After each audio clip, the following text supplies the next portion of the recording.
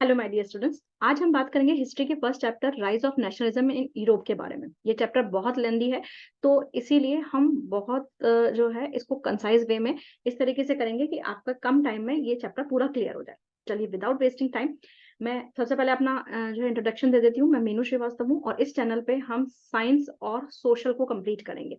ठीक है, तो हिस्ट्री में chapter 1 rise of nationalism in Europe के बारे में हम बात करते हैं। देखिए यहाँ पर जो है इस चैप्टर में सबसे पहले जो अगर आप जैसे ही चैप्टर को ओपन करेंगे, आपका एक जो है फ्रेडरिक सोरियो एक जो है यहाँ पर एक डायग्राम आपको दिखता है। वो डायग्राम है आपका यहाँ पर इस तरीके का एक डायग्राम दिखता है। तो ये डायग्राम क्या है? ये एक फ्रेंच आर्टिस्ट थे जिन्होंने जो है फ्रेडरिक सोरियो, उन्होंने एक जो है सपना देखा, एक विजन देखा और इस तरीके की पेंटिंग बनाई। और इन्होंने कहा ये विजन किससे रिलेटेड था? ये विजन था कि पूरा देश पूरा यूरोप जो है एक डेमोक्रेटिक कंट्री बन गया, एक डेमोक्रेटिक नेशन। सभी जो है वो एरिस्टोक्रेसी को हटके एक डेमोक्रेटिक नेशंस बन गए हैं। तो यहाँ पर the dream of the world wide democratic and social Republic. In 1848, the Frederick Sorio, एक फ्रेंच आर्टिस्ट थे, एक French artist who prepared a series of 4 print and visualizing his dream of world make up one of the democratic and social republic। यानी कि इन्होंने एक सपना देखा और इन्होंने उसी हिसाब से पेंटिंग्स तैयार, सपना नहीं मतलब इन्होंने एक विजन देखा और इन्होंने पेंटिंग तैयार की। और इन्होंने उस पेंटिंग में पूरे यूरोप को कहा कि पूरे यूरोप के जो देश हैं वो डेमोक्रेटिक और सोशल रिपब्लिक बन चुके हैं। ठीक है, अब यहाँ पर जो है ये यहाँ पर सॉरी एक सेकेंड, है ना? ये अब इस पेंटिंग में हो क्या रहा है वो हम देखेंगे। This print shows the Europe and America man and women all ages and social caste marching in a long train offering homage to the Statue of Liberty as they pass by it. और यहाँ पर क्या हो रहा है कि वो जो है अमेरिका और यूरोप के कई देश मैन एंड वुमेन सभी एज के मिला के जो है स्टैच्यू ऑफ लिबर्टी की तरफ श्रद्धांजलि देते हुए आगे बढ़ रहे हैं अपने अपने नेशन के फ्लैग और कॉस्ट्यूम के साथ। ये इसमें हमने देखा। ठीक है, अब यहाँ पर जो है देखो उस डायग्राम में अगर आप देखोगे उस डायग्राम का डिस्क्रिप्शन क्या है कि उसमें एक हाथ में तो उसने टॉर्च ले रखी है और एक हाथ में charter of man, charter of the right of the man, मतलब कि आदमियों के जो अधिकार है, मूलभूत अधिकार है इंसानों के, वो उसका एक जो है पुलंदा ले रखा है, एक पैकेट ले रखा है। ठीक है, इसके अलावा जमीन पर जो है एब्सोल्यूट इंस्टीट्यूशंस के जो है टुकड़े बिखरे हुए हैं, मतलब कि जो एब्सोल्यूट नेशन जो है जिन्होंने बेवजह लोगों को डरा रखा है, धमका रखा है, उनके टुकड़े यानी कि वो खत्म हो चुके हैं और वो नीचे बिखरे हुए हैं। तो अगर यहाँ पर अगर अपन देखें तो देखो यहाँ पर डायग्राम में क्या शो हो रहा है। तो डायग्राम में ये देखो कि ये आपका जो है जो ये एंजल्स हैं, ये परिया जो हैं, ये इनको क्या कह रहे हैं? ये सब आशीर्वाद दे रहे हैं। ये स्टैच्यू ऑफ लिबर्टी है और ये यहाँ पर जो है इन्होंने टॉर्च और ये चार्टर ले रखा है। इसके अलावा सभी देश यहाँ पर निकल रहे हैं, सभी के नेशनल फ्लैग्स दिख रहे हैं। और यहाँ नीचे देखो, अगर आप नीचे देखोगे तो नीचे जो है स्टैच्यू ऑफ लिबर्टी के नीचे जो है एब्सोल्यूट नेशंस के जो है टुकड़े बिखरे हुए, मतलब कि वो एंड में खत्म हो गए हैं। ठीक है, तो इस तरह से इन्होंने एक विजन देखा और ये जो विजन है ये फ्रेडरिक सोरियो विजन जो या अपन इसको बोले कि यूटोपियन विजन या फ्रेडरिक सोरियो यूटोपियन विजन कहलाता है। यूटोपियन विजन मतलब कि एक बिल्कुल तो यहाँ पर हमने एक जो है फ्रेडरिक सोरियो विजन देखा। फ्रेडरिक सोरियो विजन, इसके अंदर क्या होता है? फ्रेडरिक सोरियो विजन, सोरियो मतलब कि sorry utopian, Frederick Sorio utopian vision, Frederick Sorio का ये यूटोपियन विजन था। यूटोपियन विजन मतलब कि एक बिल्कुल idealistic vision.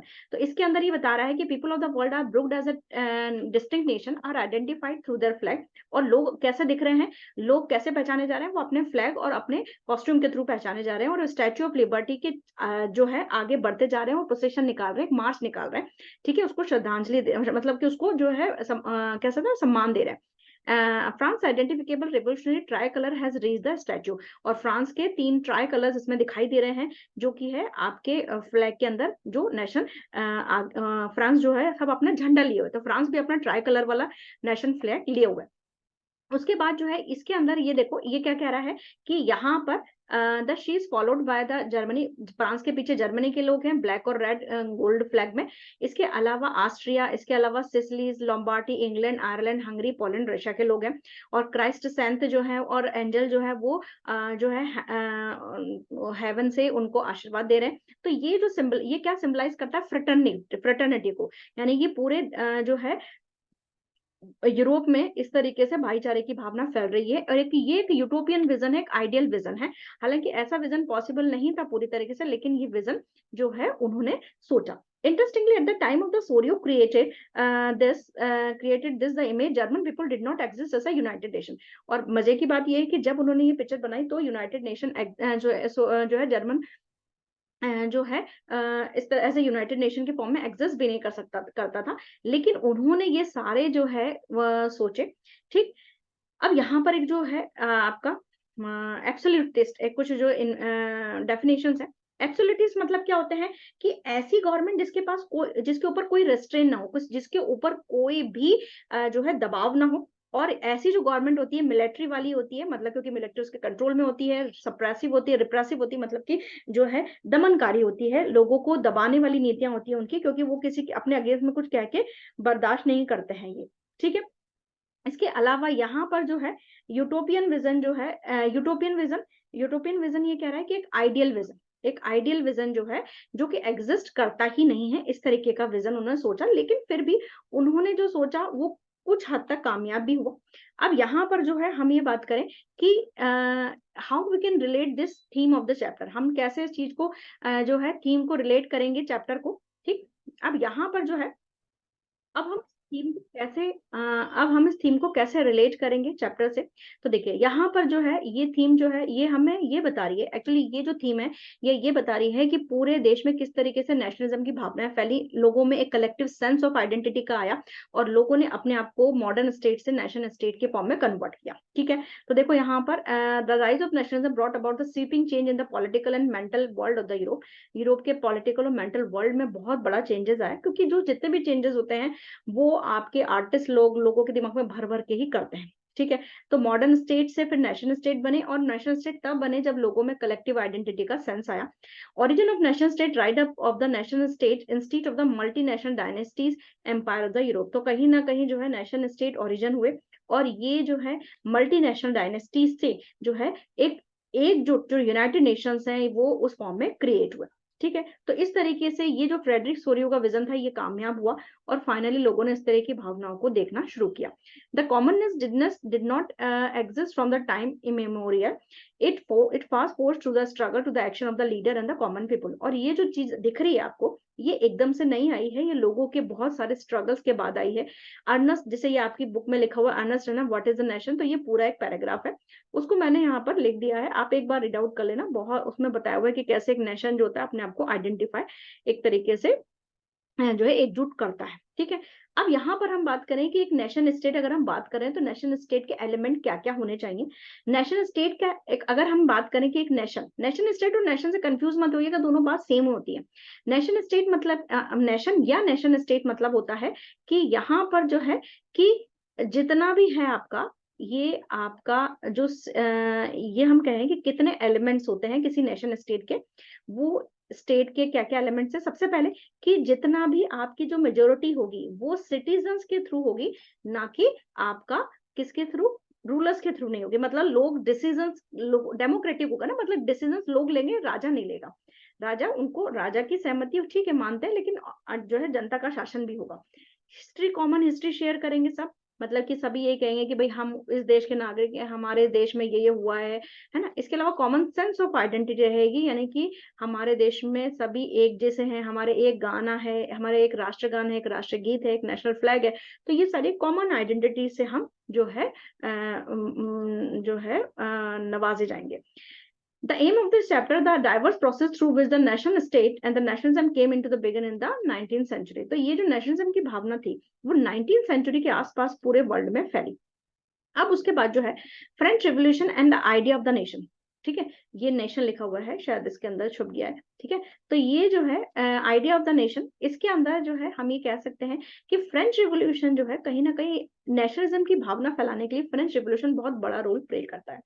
The first clear expression of the nationalism came of the French Revolution in 1789। French revolution start कब हुआ? 1789 पे।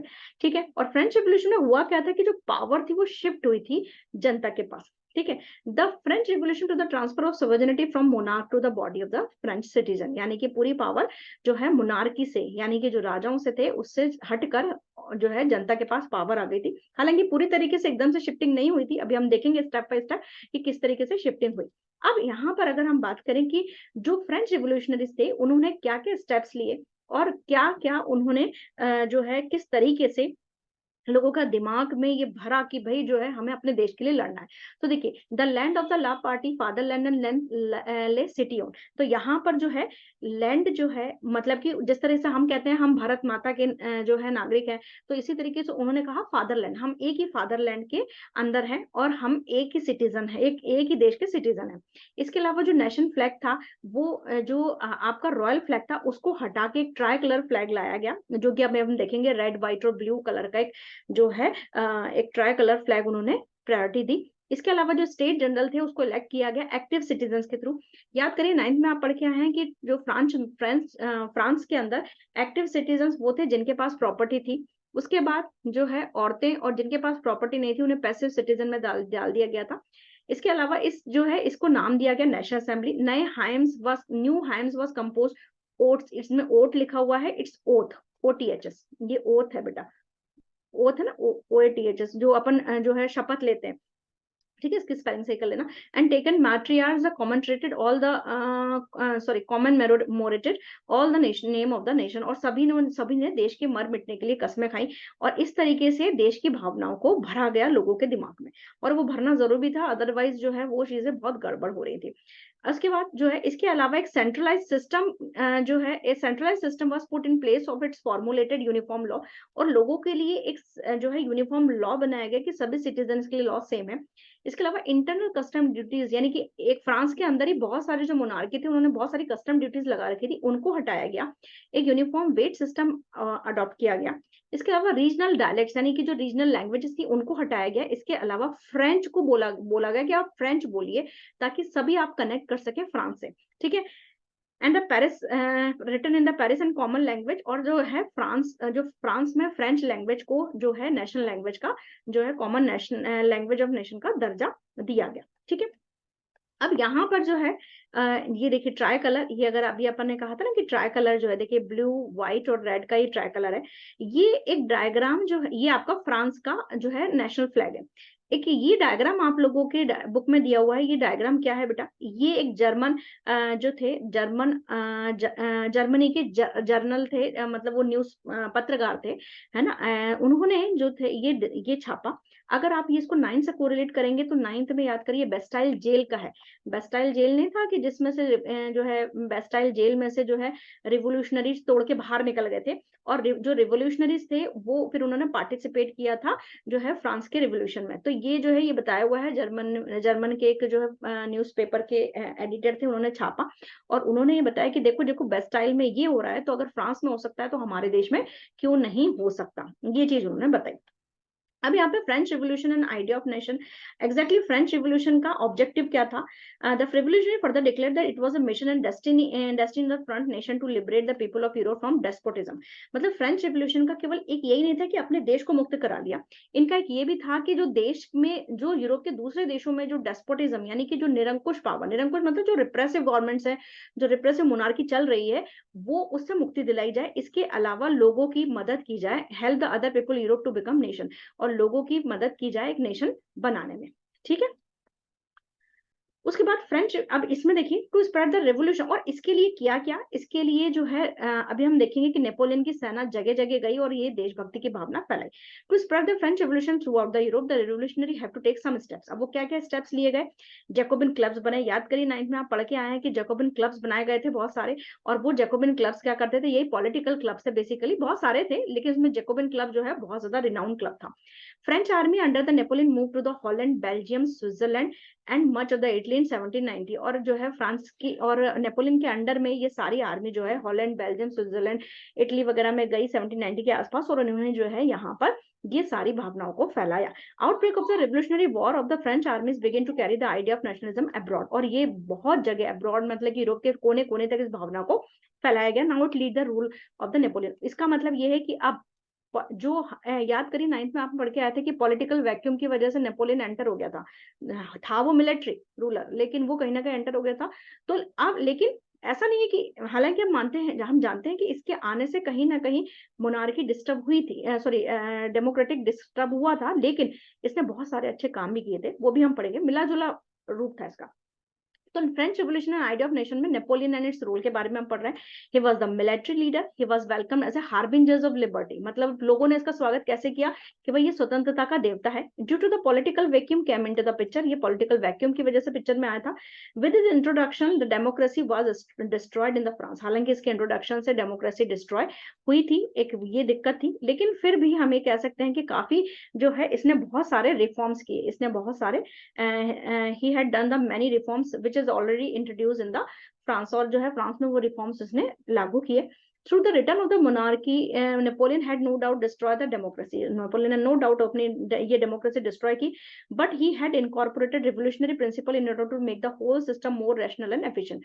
तो इसने, लेकिन इसने बहुत सारी ऐसी अच्छी चीजें भी की जिसकी वजह से पूरा सिस्टम बहुत ज्यादा रैशनल बन गया, मतलब कि बहुत ज्यादा एफिशिएंट बन गया, लोगों को काम करने के लिए चीजें मिलने लगी और लोगों को बिजनेस करना, स्पेशली बिजनेस करना बहुत आसान हो गया। ठीक है, तो ये इसने जो सिस्टम्स लागू किए थे उसको हम नेपोलियन कोड बोलते हैं, या जो है सिविल कोड बोला जाता है, जो कि 1804 में इसने लागू किए थे। ठीक है, तो अब हम बात करेंगे यहाँ पर नेपोलियनिक कोड की। नेपोलियनिक कोड जो था ये था, इसमें नेपोलियनिक कोड या सिविल कोड जिसको आप बोलते हो, ये 1804 में लागू किया। इस पे क्वेश्चन आता है भाई, आप इस पे इंपॉर्टेंट मार्क कर लीजिएगा। एक सेकेंड, इंपॉर्टेंट है, ये आता है इस पे क्वेश्चन बेटा, है ना। एस्टैब्लिश, इसने क्या करा, सबसे पहले इसने ये कहा कि इक्वालिटी, इक्वालिटी एस्टैब्लिश की, भाई लॉ के सामने सभी सेम है। इसके अलावा प्रिविलेज, प्रिविलेज बाय बर्थ, मतलब जो बाय बर्थ, ऐसा नहीं कि राजा के बेटे को जो है वो कोई गुनाह कर दे तो उसको कोई वो नहीं मिलेगा, बिल्कुल मिलेगी उसको सजा। इसके अलावा right to secure the right to property, मतलब कि जो है प्रॉपर्टी का जो राइट है वो इन्होंने जो है वो बिल्कुल कि पहले क्या होता था मोनार्की में, कोई भी अगर इंसान अपनी मेहनत से कमाता था, जो लोअर क्लास का है, अगर उसने कुछ प्रॉपर्टी बना ली तो वहां मना था मोनार्की के टाइम पे कि भाई आप तो रख ही नहीं सकते प्रॉपर्टी, आप इतने बड़े आदमी नहीं हो। लेकिन इसने कहा कि अगर कोई इंसान अपनी मेहनत करके कमाया है तो वो बिल्कुल वो प्रॉपर्टी रखने का अधिकार है, तो इसने राइट टू प्रॉपर्टी को एक्ट को बनाया। इसके अलावा इसने एडमिनिस्ट्रेटिव डिवीजन सिस्टम सिंप्लीफाई किया, फ्यूडल सिस्टम इसने एबॉलिश किया। फ्यूडल सिस्टम क्या होता था, राजा के जो सामंती सिस्टम था ना, कि राजा के नीचे के जो लोग थे वो क्या करते थे कि लैंड ले लेते थे, और लैंड जो है राजा क्या करता था उनको लैंड लीज पे दे देता था कि आप करिए और मुझे कुछ परसेंट दे दीजिए, तो ये पूरा सिस्टम चल रहा था। ठीक है, गिल्ड रेस्ट्रिक्शंस वर रिमूव्ड। गिल्ड क्या होते थे, गिल्ड वो होते थे एक्चुअली कुछ बिजनेस ऑर्गेनाइजेशंस होते थे कि अगर किसी को कोई बिजनेस करना है तो उसे परमिशन लेनी पड़ती थी गिल्ड से। तो गिल्ड क्या होता था, वहां मोनोपोली चलती थी, बड़े बड़े आदमियों की बात चलती थी, तो इसलिए सिंपल आदमी तो व्यापार कर ही नहीं पाता था। तो इसने खत्म किया कि ये आलतू फालतू का गिल्ड है। इसके अलावा ट्रांसपोर्टेशन कम्युनिकेशन सिस्टम को इंप्रूव किया, स्टैंडर्ड वेट प्राइस करे। इसके अलावा बहुत सारे एक्सचेंज गुड्स और मूवमेंट्स को इसने फैसिलिटेट किया, सिंपल किया, पीजेंट्स को फ्री किया, और उनके जो मैन्युअल ड्यूज थे वो सारे खत्म किए कि भाई कोई ड्यू वगैरह नहीं है और अब आप फ्री हो जाइए और अपना काम करिए। ठीक है, जो मोनार्की ने आपको बेवजह एलिगेशंस लगा रखे हैं वो खत्म करे। अब यहाँ पर क्या हो रहा है, French revolution and idea of nation, इसमें क्या हुआ है कि नेपोलियन रिफॉर्मेशन जो है वो उसके बारे में हम बात करेंगे कि आखिर नेपोलियन के बारे में लोगों का रिस्पॉन्स कैसा था। The reaction of the local population to French rule were mixed. Napoleon, भाई लोकल पॉपुलेशन और फ्रेंच रूल का जो था, मतलब नेपोलियन के बारे में फ्रांस और जो दूसरे देशों में वो ये गया था ना, तो लोगों का मिक्स रिएक्शन था।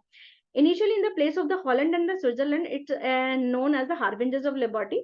लिबर्टी मतलब कि स्वतंत्रता का देवता कहा गया। ब्रुसेल, मेनास, मिलान, वर्से, ये जहां भी गई फ्रेंच आर्मी नेपोलियन के नेतृत्व में, नेपोलियन के अंडर गाइडेंस में, तो वहां पर इसे हार्बिंजर्स ऑफ लिबर्टी कहा गया। लेकिन हुआ क्या, but the initial enthusiasm suit to the hostility as it become the clear the new administrative arrangement did not go in hand with the political freedom.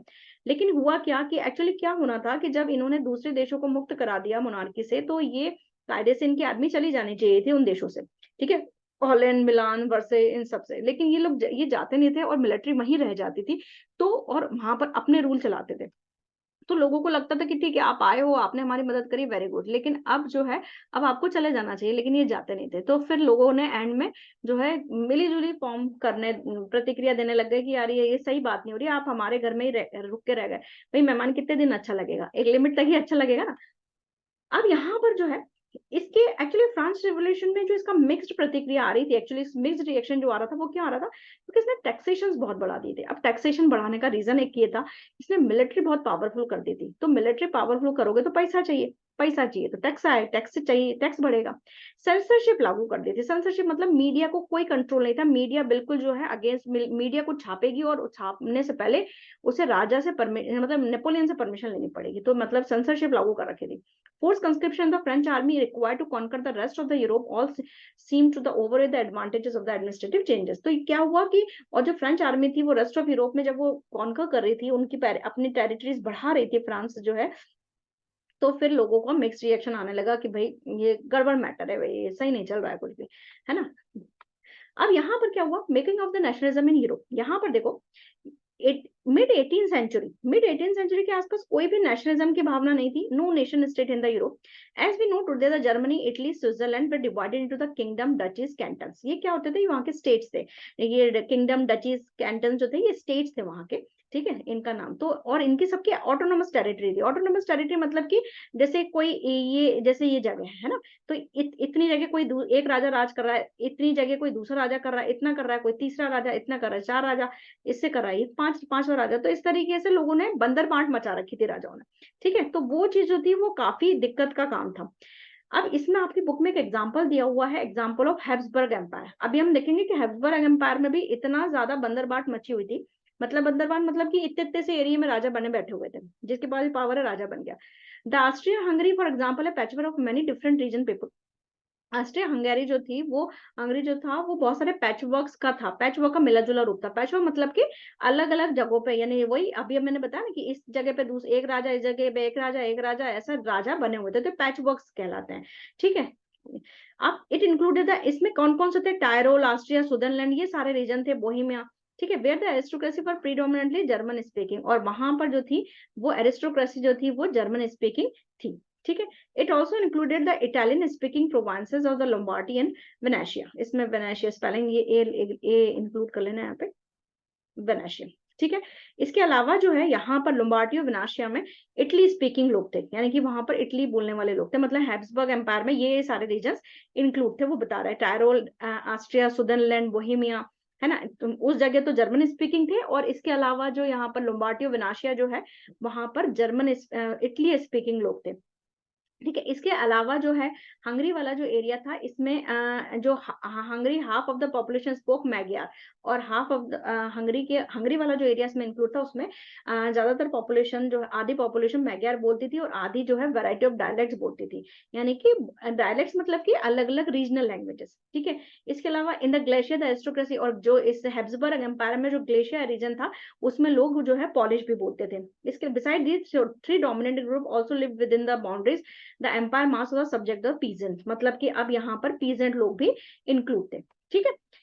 तो ये चीज हो गई, ठीक है। हमने बताया कि वहां पर क्या क्या था, एक बार हम देख लें फटाफट से कि इसमें टायरोल, ऑस्ट्रिया, सुदरलैंड वाला रीजन था, बोहेमिया वाला रीजन था जो कि जर्मन स्पीकिंग लोग थे। इसके अलावा यहाँ पर लोम्बार्डी और वेनेशिया लोग था जो कि इटली स्पीकिंग थे। इसके अलावा यहाँ पर जो है हंगरी वाले एरिया में मैग्यार था जो है। इसके अलावा बहुत सारे रीजनल डायलेक्ट्स भी थे। पॉलिश लोग, जो ग्लेशिया में पॉलिश लोग थे, और यहाँ पर जो है पीजेंट लोग भी थे। अब यहाँ पर जो है हम ये बात करें, अब पहले की सोसाइटी थी कैसी थी, the aristocracy and the middle class. ये जो अगर छुप रहा है तो इसमें लिखा हुआ है द न्यू मिडिल क्लास, ये लिखा हुआ है ना, कभी हो सकता है कैमरे की वजह से छुप जाए। The aristocracy and the new middle class. तो देखो इसमें एरिस्टोक्रेसी, देखो पहले की सोसाइटी कैसी थी अभी हम बात करेंगे। पहले की सोसाइटी में 2 मेन ग्रुप थे, एक तो एरिस्टोक्रेसी ग्रुप और एक था पीजेंट वाला ग्रुप, ठीक है। एरिस्टोक्रेसी ग्रुप जो है माइनॉरिटी में थे, पीजेंट ग्रुप मेजोरिटी में थे, मतलब संख्या में ज्यादा थे। माइनॉरिटी मेजोरिटी मतलब संख्या में ज्यादा और कम होना, ठीक है। एरिस्टोक्रेट ग्रुप जो थे, अब यहाँ पर जो है एरिस्टोक्रेट ग्रुप पॉलिटिकली और सोशली बहुत जो है पावरफुल थे, इनके पास मिलिट्री थी। इसके अलावा ये लोग कॉमन वे ऑफ लाइफ को जीते थे। कॉमन वे ऑफ लाइफ मतलब कि सभी की जो है एक बड़ा स्टैंडर्ड की लाइफ, जो ना भाई बड़े आदमी एक ही तरीके से जीते ना, भाई बड़ी बड़ी हवाई यात्राएं करेंगे, बड़ा खर्चा बड़ा होगा, बड़े बड़े महंगे कपड़े पहनेंगे, तो वही लाइफ स्टाइल। इसके अलावा इनके पास बड़े बड़े स्टेट्स थे, टाउन हाउसेस थे, ठीक है। इनके पास मैनी लैंड्स थी।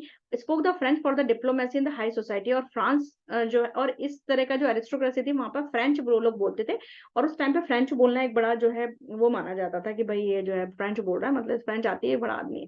ठीक है, इसके अलावा इन लोगों की कनेक्ट जो फैमिलीज थी वो मैरिजेस के थ्रू कनेक्ट रहती थी, मतलब एक राजा का बेटा जो है वो दूसरे राजा की बेटी से ही शादी करता था, ऐसा नहीं कि वो पीजेंट की बेटी उठा लाया, ऐसा नहीं होता था। However the aristocrat comprises a small group, इसमें स्मॉल ग्रुप्स थे, मतलब कि माइनॉरिटी में थे, इनकी संख्या कम थी। अच्छा, इनकी संख्या कम थी तो संख्या ज्यादा किसकी थी? संख्या ज्यादा थी भाई पीजेंट्स की, संख्या ज्यादा हो गई पीजेंट्स की। पीजेंट्स में देखो क्या होता था कि पीजेंट्स जो है मेजोरिटी पॉपुलेशन बढ़ा बनाते थे। इसके अलावा to the west the majority land formed by tenants and the small land owner. Tenants मतलब कि जो लैंडलेस लेबर्स जो होते हैं, बॉन्डेड लेबर जो होते हैं, बॉन्डेड लेबर मतलब कि जिनसे बॉन्ड वॉन्ड साइन करवा लेते हैं और जो है उनको पैसा भी बहुत कम दिया जाता है। तो वेस्ट साइड में जो कल्टीवेशन था वो टीनेट्स और स्मॉल लैंड लेबर्स करते थे। इसके अलावा ईस्टर्न और सेंट्रल यूरोप के अंदर हाल ये था कि वहां पर जो है कल्टिवेटेड बाय सर्व्स जो है, मतलब कि इनके थ्रू जो छोटे छोटे जो है बॉन्डेड लेबर्स, और उनके थ्रू मतलब कि जो है ईस्टर्न और सेंट्रल यूरोप में सर्व्स के थ्रू कल्टीवेशन होता था, और वेस्ट के अंदर टेनेट्स और स्मॉल लैंड ओनर्स थे। ठीक है, ये वहां का पैटर्न था उस टाइम का। ठीक है, पीजेंट्स में ये पैटर्न चल रहा था। अब यहाँ पर जो है, अब हम बात करेंगे कि यहाँ पर एक नई बात आई है, मिडिल क्लास, एक नया फैक्टर आया है मिडिल क्लास। तो मिडिल क्लास क्या होता है कि एक्चुअली अभी हमने कहा कि दो ही ग्रुप हैं, आपके एरिस्टोक्रेट्स और पीजेंट्स, लेकिन एक बीच में क्या हुआ कि जब इंडस्ट्रियल रिवोल्यूशन चालू हुआ इंग्लैंड में, तो धीरे धीरे जब वो पूरे यूरोप में फैला तो एक नया मिडिल क्लास उभर के आया। वो मिडिल क्लास क्या था? वो मिडिल क्लास ऐसा था कि वो जो है पढ़ा लिखा था क्योंकि उसे नौकरी करनी थी। इसके अलावा वो अलग अलग जो है ये कह सकते हैं कि अलग-अलग स्किल में माहिर थे, और वो कहीं न कहीं एक जो है नए तरह के रिवॉल्यूशन को जन्म देने का कारण बने। ठीक है? तो अभी हम बात करेंगे सारी। ठीक, इसके अंदर देखो यहाँ पर the outcomes of the industrial revolution. The outcomes of the industrial revolution lead the emergence of the new middle class. एक नया मिडल क्लास उभर के आया। The industrialization began in England and second half of the 18th century, but in France, the parts of the German state it occur only the 19th century. Only during the 19th century. तो देखो यहाँ पर क्या हुआ है कि England में देखो जो आपका ये था इंडस्ट्रियल रिवोल्यूशन सबसे पहले इंग्लैंड में आया। ठीक है, सेकंड हाफ जो है आपका 18th सेंचुरी के मिड 18th सेंचुरी में, और 19th सेंचुरी और पूरे वर्ल्ड के यूरोप में दूसरे देशों में 19th सेंचुरी के आसपास आया। तो सबसे पहले इंग्लैंड में आया। तो इंग्लैंड में आने से वहां पर एक नया मिडिल क्लास उभरा, जो कि क्या था, जो कि क्या सोच रखता था वो उसके देखते हैं। The emergence of the new middle class, the emergence of the working class population, the middle class made up of the industrialist, businessman and the professionals. ठीक है, ये जो है मिडिल क्लास किस किस से बना हुआ था? इंडस्ट्रियलिस्ट, बिजनेसमैन और प्रोफेशनल से बना हुआ था। मतलब कि ये लोग इसमें शामिल थे, एंड एजुकेटेड लोग थे ये, है ना। और ये जो है the idea of the national unity against the aristocratic privilege gain the popularity. और ये जो था ये कहता था कि भाई अपना पढ़ो लिखो, मेहनत करो, कुछ सीखो, तब जाके तो आपको कुछ मिलना चाहिए, लेकिन बाय बर्थ प्रिविलेज नहीं मिलना चाहिए। तो ये कहीं ना कहीं जो मिडिल क्लास था ये बाय बर्थ प्रिविलेज के बिल्कुल अगेंस्ट में था। ठीक है, अब यहाँ पर जो है इसी जो ये कहें कि इसी ने ही कहीं ना कहीं एक नई चीज को जन्म दिया, वो है लिबरलिज्म। एक खुली सोच, एक फ्री सोच। अब ये लिबरल मतलब कि मिडिल क्लास ने एक नई भावना को जन्म दिया, दैट इज लिबरलिज्म। और लिबरलिज्म क्या है? लिबरलिज्म दो तरीके का लिबरलिज्म हम पढ़ेंगे, इकोनॉमिकली और पॉलिटिकली। यानी कि अभी मैं इसकी डेफिनेशंस पढ़ लेती हूँ। Liberalism, liberal means free, stood for the equality before law, मतलब कि कानून के सामने सब सेम है। The idea of the national unity in the early 19th century, the Europe were closely allied to the ideology of liberalism। यानी कि middle class के आने से एक नई सोच आई, दैट इज द लिबरलिज्म।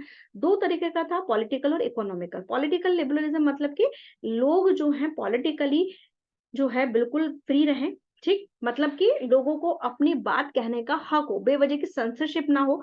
और इकोनॉमिक हो, मतलब कि लोग एटलीस्ट काम तो करें, लोग काम कर पाएंगे तभी तो आगे बढ़ेंगे भाई, तभी तो आगे बढ़ पाओगे आप। ठीक है, अब यहाँ पर जो होता है कि अब हम इनके बारे में थोड़ा सा ढंग से पढ़ लेते हैं। पॉलिटिकल स्फीयर के लिबरलिज्म क्या है? It means the government by consent, मतलब कि जो गवर्नमेंट है वो कंसेंट से बने, ऐसा नहीं कि रिप्रेसिव गवर्नमेंट बने, डेस्पोटिक गवर्नमेंट बने। ठीक है, इसके अलावा एरिस्टोक्रेटी और क्लरिकल प्रिविलेज जो है वो खत्म। एरिस्टोक्रेसी वही राजा, क्लरिकल प्रिविलेज मतलब कि वही जो है राजा और राजा के जो आसपास के लोग, चमचे जो लोग हैं वो मजे कर रहे हैं। ठीक है। Constitution and representative government through the parliament, और जो कॉन्स्टिट्यूशन है उसके थ्रू पार्लियामेंट काम करे, और इनवायबिलिटी ऑफ द प्राइवेट प्रॉपर्टी। याद करो नेपोलियन ने प्राइवेट प्रॉपर्टी को सिक्योर किया था, यानी कि लोग अपने अगर मेहनत से कमाएं तो वो प्रॉपर्टी बना सकते हैं। तो इन्होंने कहा कि भाई, मिडिल क्लास ने कहा कि भाई आप एक कोई ऐसा लॉ ले आइए कि अगर हमने तो अगर प्राइवेट प्रॉपर्टी बना ली तो कोई भी नया राजा उसको खत्म ना कर सके। इनवायबिलिटी ऑफ द प्राइवेट प्रॉपर्टी। नहीं तो क्या होता था कि भाई नेपोलियन अगर हार गया, नेपोलियन चला गया, तो फिर कोई भी राजा आएगा तो इसको खत्म कर देगा, तो हमारी प्रॉपर्टी गई हमारे हाथ से, हमारी खून पसीने की कमाई चली गई। तो वो चीज जो थी वो धीरे धीरे इन चीजों को बात की।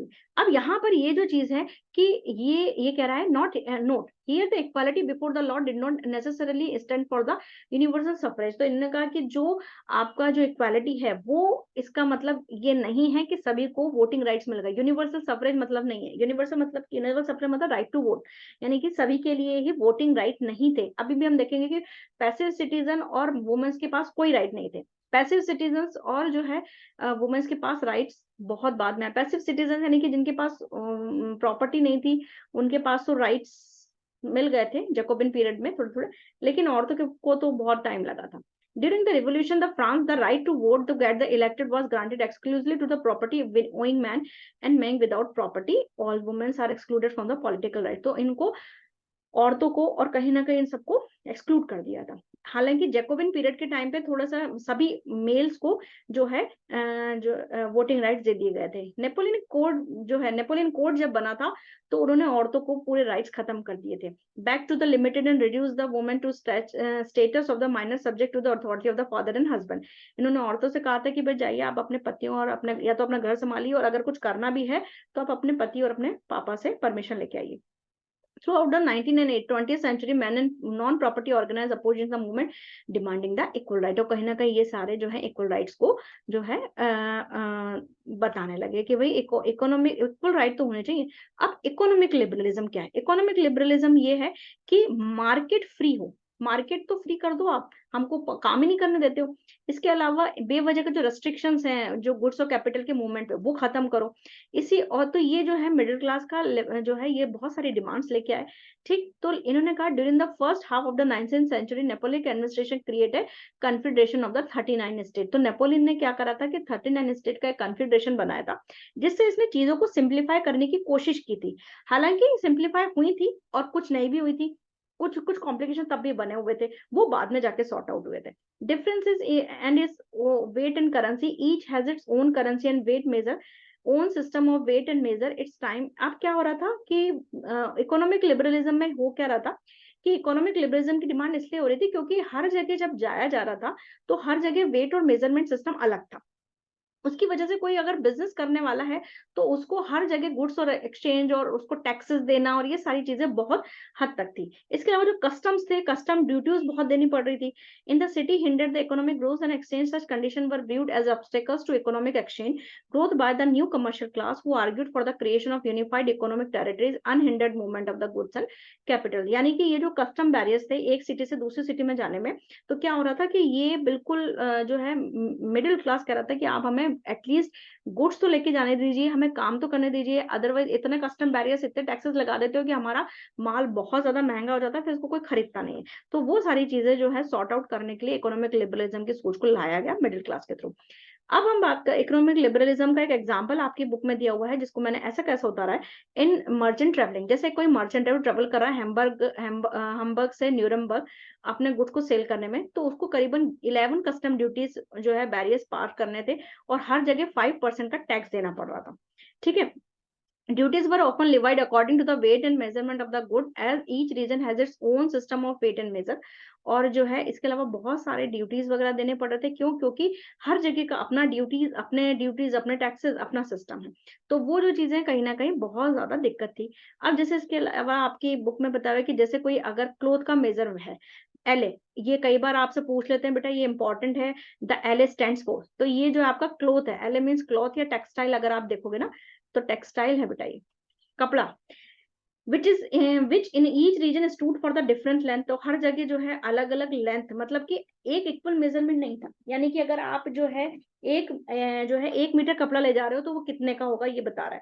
And ell of the textile material brought in the Frankfurt, अगर वो फ्रैंकफुट में लेके जा रहा है then would you get the for 54.7 centimetre of cloth, यानी कि वो जो है एक एलए में 54.7 सेंटीमीटर क्लोथ का, मेनाइज में 55.1, न्यूरेमबर्ग में 65.6 और फ्रीबर्ग में फ्राइबर्ग में फर्ग नहीं बर्ग में 53.5। तो ये पूरा डाटा आपके एनसीईआरटी से ही मैंने लिया है। Such conditions were viewed as obstacle to the economic exchange and growth by the new commercial class। और ये जो थी, ये नए कमर्शियल क्लास जो डेवलप हो रहा था इकोनॉमिक लिबरलिज्म की वजह से, इंडस्ट्रियल रिवोल्यूशन की वजह से, वो कहीं ना कहीं कह रहा था कि आप यूनिफाइड सिस्टम करिए, अनहिंडर्ड गुड्स करिए, ये बहुत दिक्कत कर रहा है भाई हमको। ठीक है। अब यहाँ पर जो है इस चीज को सिंप्लीफाई करने के लिए एक ज़ोलवेरन कस्टम यूनियन बनाया गया, जिसको इनिशिएटिव लिया प्रूशिया ने। इसने सारे जर्मन स्टेट्स को ज्वाइन करने की कोशिश करी और इन्होंने जो टैरिफ बैरियर्स थे उसको, टैरिफ बैरियर्स को खत्म किया, एबॉलिश किया। इसके अलावा जो करेंसीज एक्सचेंज हो रहे थे, जो करीबन 30 एक्सचेंज करने पड़ रहे थे, मतलब एक जगह से दूसरी जगह जाए, न्यूरेमबर्ग से हैम्बर्ग जाए तो उसको अलग करेंसी, अलग फिर फ्रैंकफर्ट जाए तो अलग करेंसी, तो इसमें 30 से उन्होंने 2 कर दी। ठीक है। तो कि भाई 2 ही बार आप एक्सचेंज करिए, 2 बार में जो होगा, मतलब 2 करेंसीज को उन्होंने रिकॉग्निशन दे दी। तो ये आपका ज़ोलवेरन का डायग्राम बना हुआ है। The creation of the network of the railway further to promote the mobility. इसके अलावा रेलवेज वगैरह का नेटवर्क सुधारा गया ताकि मोबिलिटी सही हो। Harnessing the economic interest to the nation unification, a wave of economic liberalism, nationalism stand the wider national sentiment growing at the time. ये छुप गया है शायद, इसके अंदर लिख देती हूँ मैं यहाँ पे, ग्रोइंग एट द टाइम। मतलब कि इस वजह से अगर कोई देश आपको फुल्ली व्यापार करने देगा, आपको कमाने खाने देगा, आपको बात करने देगा, तो क्यों नहीं, आप बिल्कुल आपके वो देश के लिए सेंटिमेंट जागेंगे, भाई हमारा देश है। ठीक है। अब यहाँ पर कुछ डेफिनेशन पार्ट है। कंजर्वेटिव, कंजर्वेटिव मतलब कि वही दकियानी से सोच रखने वाले, मतलब कि जैसा चल रहा है वैसा ही चलता रहे, अब कोई चेंजेस ना हो। ठीक है। तो ये जो चीज है, कहीं ना कहीं ये कंजर्वेटिव लोग जो थे वो एक ट्रेडिशनल सोच को रखते थे। The people who believed in the traditional institution of state society like monarchy, church, social hierarchy, families, property should be preserve. तो ये जो थे कंजर्वेटिव्स, ये यही कहते थे कि जो चल रहा है सोशल ऑर्डर, मतलब पोप होने चाहिए, और जो है राजा होना चाहिए, और फिर सामंती सिस्टम होना चाहिए, फिर नोबल क्लर्जी, ये सब जो होना चाहिए यही चलते रहना चाहिए। और कंजर्वेटिव सोच रखने वाले conservatism, a political philosophy that stress the importance of the tradition and establish the institutions and custom, prefer the gradual development to quick the change। तो ये जो थे कहीं ना कहीं ये ट्रेडिशन जो है वो जो चल रहा था उसी सोच को रखने वाले लोग थे, कंजर्वेटिज्म की सोच। अब देखिए एक नया कंजर्वेटिज्म आया। नया कंजर्वेटिज्म कब आया? नया कंजर्वेटिज्म आया जब नेपोलियन को हरा दिया गया था वाटरलू में, बैटल ऑफ वाटरलू में हरा दिया गया था। लेकिन देखिए यहाँ पर एक कंफ्यूजन क्रिएट होता है। बच्चे यहाँ पर कहते हैं कि ये अच्छा ठीक है, आपने जो है Napoleon defeat by the Waterloo, Napoleon defeat 1815 the spirit of the lead the spirit of the conservatism. 1815 में नेपोलियन हारा था। वो कौन सा जो बैटल था? Battle of Waterloo, battle of Waterloo, वो 1850 में हुआ था। ठीक है। उसमें वो हार गया था बार्क कंट्रीज से, बार्क, ब्रिटेन, ऑस्ट्रिया, रशिया और प्रूशिया, इनसे हार गया था। लेकिन यहाँ पर अगर आप देखोगे ना, तो आपके डायग्राम में यहाँ पर जो लिखा हुआ है 1813 लिप्जिग एक बैटल हुआ था, लिप्जिग करके एक बैटल था। एक्चुअली यहाँ पर वाटरलू का फाइनल बैटल था। वाटरलू में तो वो फाइनली उसकी कमर टूट गई थी, लेकिन एक लिप्जिग का बैटल भी हुआ था जो कि 1830 में हुआ था। 1830 में लेप्जिग का बैटल हुआ था, जिसमें भी स्वीडन, और मेरे ख्याल से स्वीडन का मुझे ध्यान आ रहा है, और एक और जो देश था शायद ऑस्ट्रिया या प्रूशिया में से कोई एक था, उन्होंने मिलकर लड़ाई की और उन्होंने जो है नेपोलियन को हराया। तो इसका मतलब नेपोलियन की हार 1813 में शुरू हुई थी और फाइनली 1815 तक वो आते आते उसकी कमर टूट गई थी। अब यहाँ पर ये जो डायग्राम बना हुआ है कि देखिए, ये बताया हुआ है कि एक नेपोलियन एक पोस्टमैन की तरह बताया हुआ है कि वो अपने घर लौट रहा है, और ये लेटर है उसके उससे थैले से घिर रहे हैं। ये लेटर्स में क्या क्या नाम लिखा हुआ है, वो कंट्रीज जो कि उसने कॉन्कर की थी, उन कंट्रीज के उसने नाम उसमें नाम लिखे हुए हैं। तो ये डायग्राम ये बताता है। ठीक है। समझ में आ गया डायग्राम? तो लिप्जिग वाला कंफ्यूजन भी नहीं है। अब यहाँ पर were the conservatives against the change. अब देखो, हमने कहा कंजर्वेटिव्स लोग क्या थे? बिल्कुल दकियानी सोच वाले थे। लेकिन नेपोलियन के बाद जब एक दोबारा से, अभी नेपोलियन हट गया था, नेपोलियन हार गया, तो नेपोलियन के बाद एक नया कंजर्वेटिज्म आया जो कि पुराने कंजर्वेटिज्म से थोड़ा सा डिफरेंट था। मतलब अब जो पुराने लोग बैठे तो गद्दे पे पुराने लोग ही थे, लेकिन उन्होंने कहा कि भैया ये नेपोलियन ने गड़बड़ की है, तो हमें थोड़ा सा मॉडिफाई होना पड़ेगा। A new conservatism after the 1815, conservatives believed established the traditional institution states societies, monarch, church, social hierarchy, property and the family should be preserve. तो वे यही चाहते थे कि ये सब प्रिजर्व होनी चाहिए। What the conservative against the change? वो कह रहे थे कि क्या कंजर्वेटिव चेंज के अगेंस्ट में थे। The conservative most conservative however did not propose a return to the society of pre revolutionary days. उन्होंने कहा कि सोसाइटीज को पहले के जैसे जहां पर था ना वैसे ही मत ले जाइए, नहीं तो दोबारा से कोई नेपोलियन आके खड़ा हो जाएगा। The rather they realize the change initiated by the Napoleon. उन्होंने कहा कि जो नेपोलियन ने जो चेंजेस किए थे जो कि हमें फायदा कर रहे हैं उनको बनाए रखते हैं। ठीक है, तो उन्होंने ट्रिक चली थी। The it could make the state power more effective. देखिए, नेपोलियन ने जो है मिलिट्री को बहुत स्ट्रांग कर दिया था। तो मिलिट्री किसके अंडर में? राजा के अंडर में। तो इन्होंने कहा मिलिट्री जैसी उसको टच नहीं करना। इसके अलावा कन्फेडरेशन सिस्टम जो बनाया था वो भी बहुत बढ़िया, टच नहीं करना। तो बहुत सारी ऐसी चीजें थी जिसकी वजह से इन्होंने नेपोलियन के चेंजेस को टच नहीं किया, लेकिन कई सारे चेंजेस कर दिए थे। Bureaucracy, modern army, efficient bureaucracy, dynamic economy, abolition the feudalism. इन्होंने फ्यूडलिज्म को हटा दिया था। तो सामंती लोग क्या करते थे कि राजा के नीचे ही करके राजा को ही धोखा देते रहते थे, राजा को कम पैसा देते थे। तो उन्होंने कहा कि चलो हटाओ, इस फ्यूडलिज्म को हटाओ, सर्वडम वगैरह हटा दो, कि भाई ठीक है, जनता थोड़ी बहुत, जनता भी खुश होनी चाहिए। ठीक है, तो ये जो चीजें हैं ये होती रही। अब यहाँ पर कैसे हुआ कि कंजर्वेटिव, अब हम बताते हैं कि वाटरलू के बाद क्या हुआ। The battle of Waterloo, Napoleon defeat by the conservative. Napoleon defeat के बाद कंजर्वेटिव जो थे वो कंजर्वेटिव ने हटा दिया। कौन कौन से कंजर्वेटिव थे? 4 कंट्रीज थे। मैंने कहा था आपको, बार्क, जो ब्रिटेन, रशिया, प्रूशिया और ऑस्ट्रिया। ठीक है, इन्होंने जो है मिलकर नेपोलियन को हराया। और ये सब फिर फाइनली वियना में मिले। वियना में इसको होस्ट किया गया। इस जो ट्रिटी साइन हो रही है, ट्रिटी ऑफ वियना बोलते हैं। इसमें आ जाता है क्वेश्चन, इंपॉर्टेंट है ये ट्रिटी ऑफ वियना के बारे में। ठीक है, ऑस्ट्रियन चांसलर ड्यूक मेटरनिच ने इस ट्रिटी को होस्ट किया था। भाई इन्होंने सबको बुलाया कि चलो पार्टी करते हैं और थोड़ा बहुत देख लेते हैं कैसे राज संभालना है अब दोबारा। ठीक है, अब यहाँ पर जो है न्यू कंजर्वेटिज्म, इसमें मेन क्या था, इसके क्या क्या इसके जो इंटेंशन थे कि जो मोनार्की थी उसको रिस्टोर करना, जो कि नेपोलियन ने उखाड़ फेंकी थी। इसके अलावा जो अच्छा जो नया कंजर्वेटिज्म है, वो जो नया स्वरूप है वो होगा कैसा, मतलब एक रूपरेखा तैयार करना, एक जो है फिगर तैयार करना, एक new conservatism after 1815 the treaty of Vienna. अब यहाँ पर जो है वियना की ट्रिटी के अंदर क्या क्या चेंजेस हुए थे या क्या क्या वो उन्होंने कहा था। देखो, बर्बन डायनेस्टी जिसको उखाड़ फेंका था नेपोलियन ने, उसको वापस से रिस्टोर कर दिया गया। इसको भाई इन्होंने कहा कि नेपोलियन चला गया है, रेस्ट बर्बन डायनेस्टी वाले राजा को फिर से ले आओ। ठीक है, हालांकि मेरे को जो ध्यान आ रहा है नेपोलियन वाला जो था इसमें एग्जैक्टली हाँ, लुइस फिलिप के 28 लुइस फिलिप 18 को, लुइस फिलिप 18 था शायद, है ना? हाँ, मेरे को जो ध्यान आ रहा है, फिलिप 18 राजा था, उसको सौंप दी गई थी गद्दी वापस से। ठीक है, और बोला कि भैया ढंग से चलाना, ये बहुत ये आए दिन के नेपोलियन झेलेंगे नहीं हम, है ना? अब तो नेपोलियन और जो फ्रांस ने जो टेरिटरीज कॉन्कर की थी उनको हटा दिया गया। इसके अलावा फ्रांस को, अब चूंकि फ्रांस एक बहुत बड़ा पॉइंट था, तो फ्रांस को देखने के लिए कि भाई इसकी देखभाल करने के लिए कुछ स्टेट्स, कुछ राज्य बिठाओ। तो नीदरलैंड को बेल्जियम को क्या करा, नीदरलैंड के साथ मिला दिया, और जो है मतलब बेल्जियम को नीदरलैंड में मिला दिया। ठीक है, तो उसको कहा कि भाई नीदरलैंड को बोला कि तुम जो है नॉर्थ में सेटअप हो जाओ। नॉर्थ बाउंड्रीज देखो, गियोना को जो है was added to the Piedmont, Genoa को पिडमोंट के साथ मिला के साउथ के लिए बिठा दिया। साउथ वाली टेरिटरीज देख लो फ्रांस की, क्योंकि फ्रांस को नॉर्थ साउथ ईस्ट वेस्ट सब तरह से पहरा लगा दिया था। इसके अलावा प्रूशिया, प्रूशिया जो है, प्रूशिया को वेस्टर्न फ्रंट दे दिया गया। ऑस्ट्रिया को नॉर्थन इटली के साथ नॉर्थन इटली का कंट्रोल दे दिया गया। और जो कन्फेडरेशन था, जर्मन कन्फेडरेशन, उसको नहीं टच, लेफ्ट अनटच, उसको नहीं टच किया था कि भाई ये बढ़िया है। इन द ईस्ट, ईस्ट में रशिया को, पोलैंड, जो पोलैंड है, पोलैंड किसको दे दिया गया, पोलैंड रशिया को दे दिया गया। अभी हम देखेंगे कि पॉलिश जो विद्रोह हुआ था वो कैसे जो है रशिया के अगेंस्ट में एक लैंग्वेज के थ्रू उन्होंने विद्रोह किया था। तो पोलैंड जो था, पोलैंड को किसके अंडर दे दिया गया, रशिया के अंडर दे दिया गया।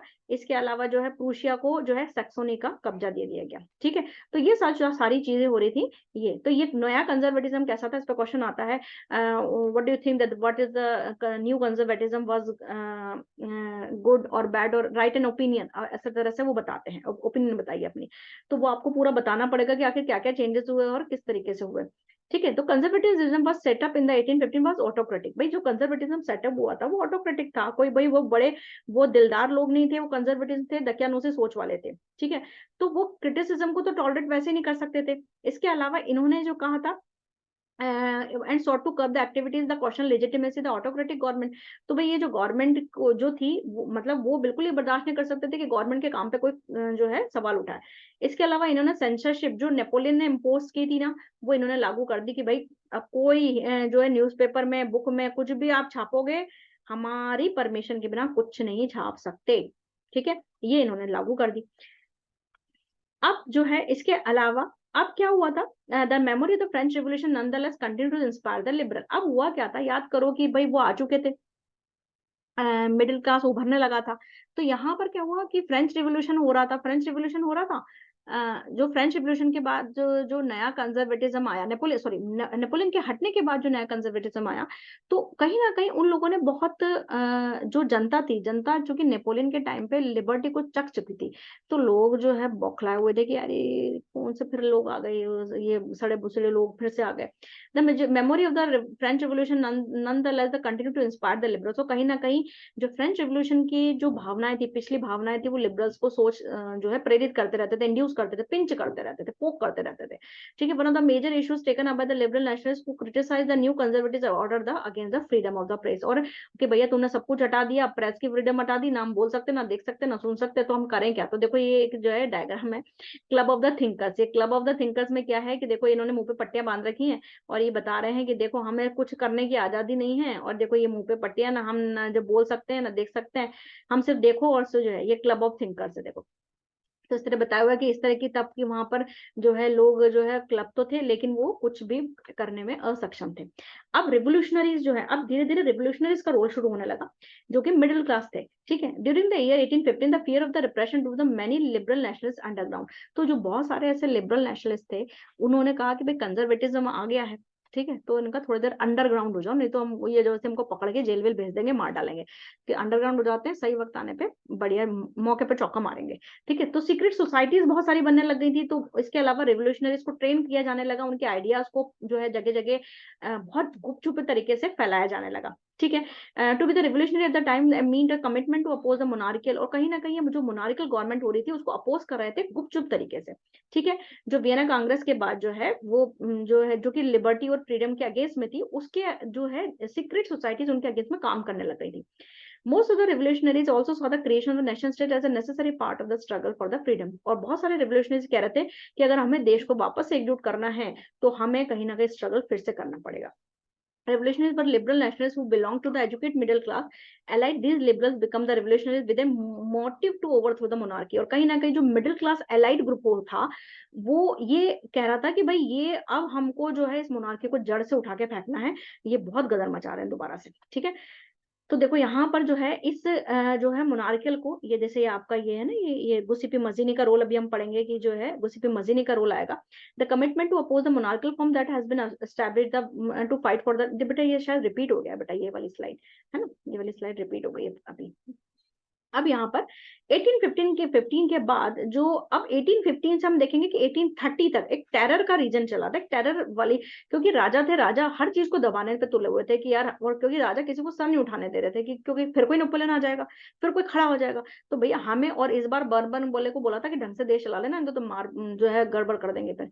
Liberal nationalist are the member of the secret society. और ये पूछ लेते हैं आपसे कौन मेंबर्स थे, तो सीक्रेट सोसाइटीज के जो मेंबर थे वो लिबरल लोग थे। और लिबरल कौन से थे, मिडिल क्लास के लोग थे। मिडिल क्लास का है इंडस्ट्रियल रिवोल्यूशन के बाद से।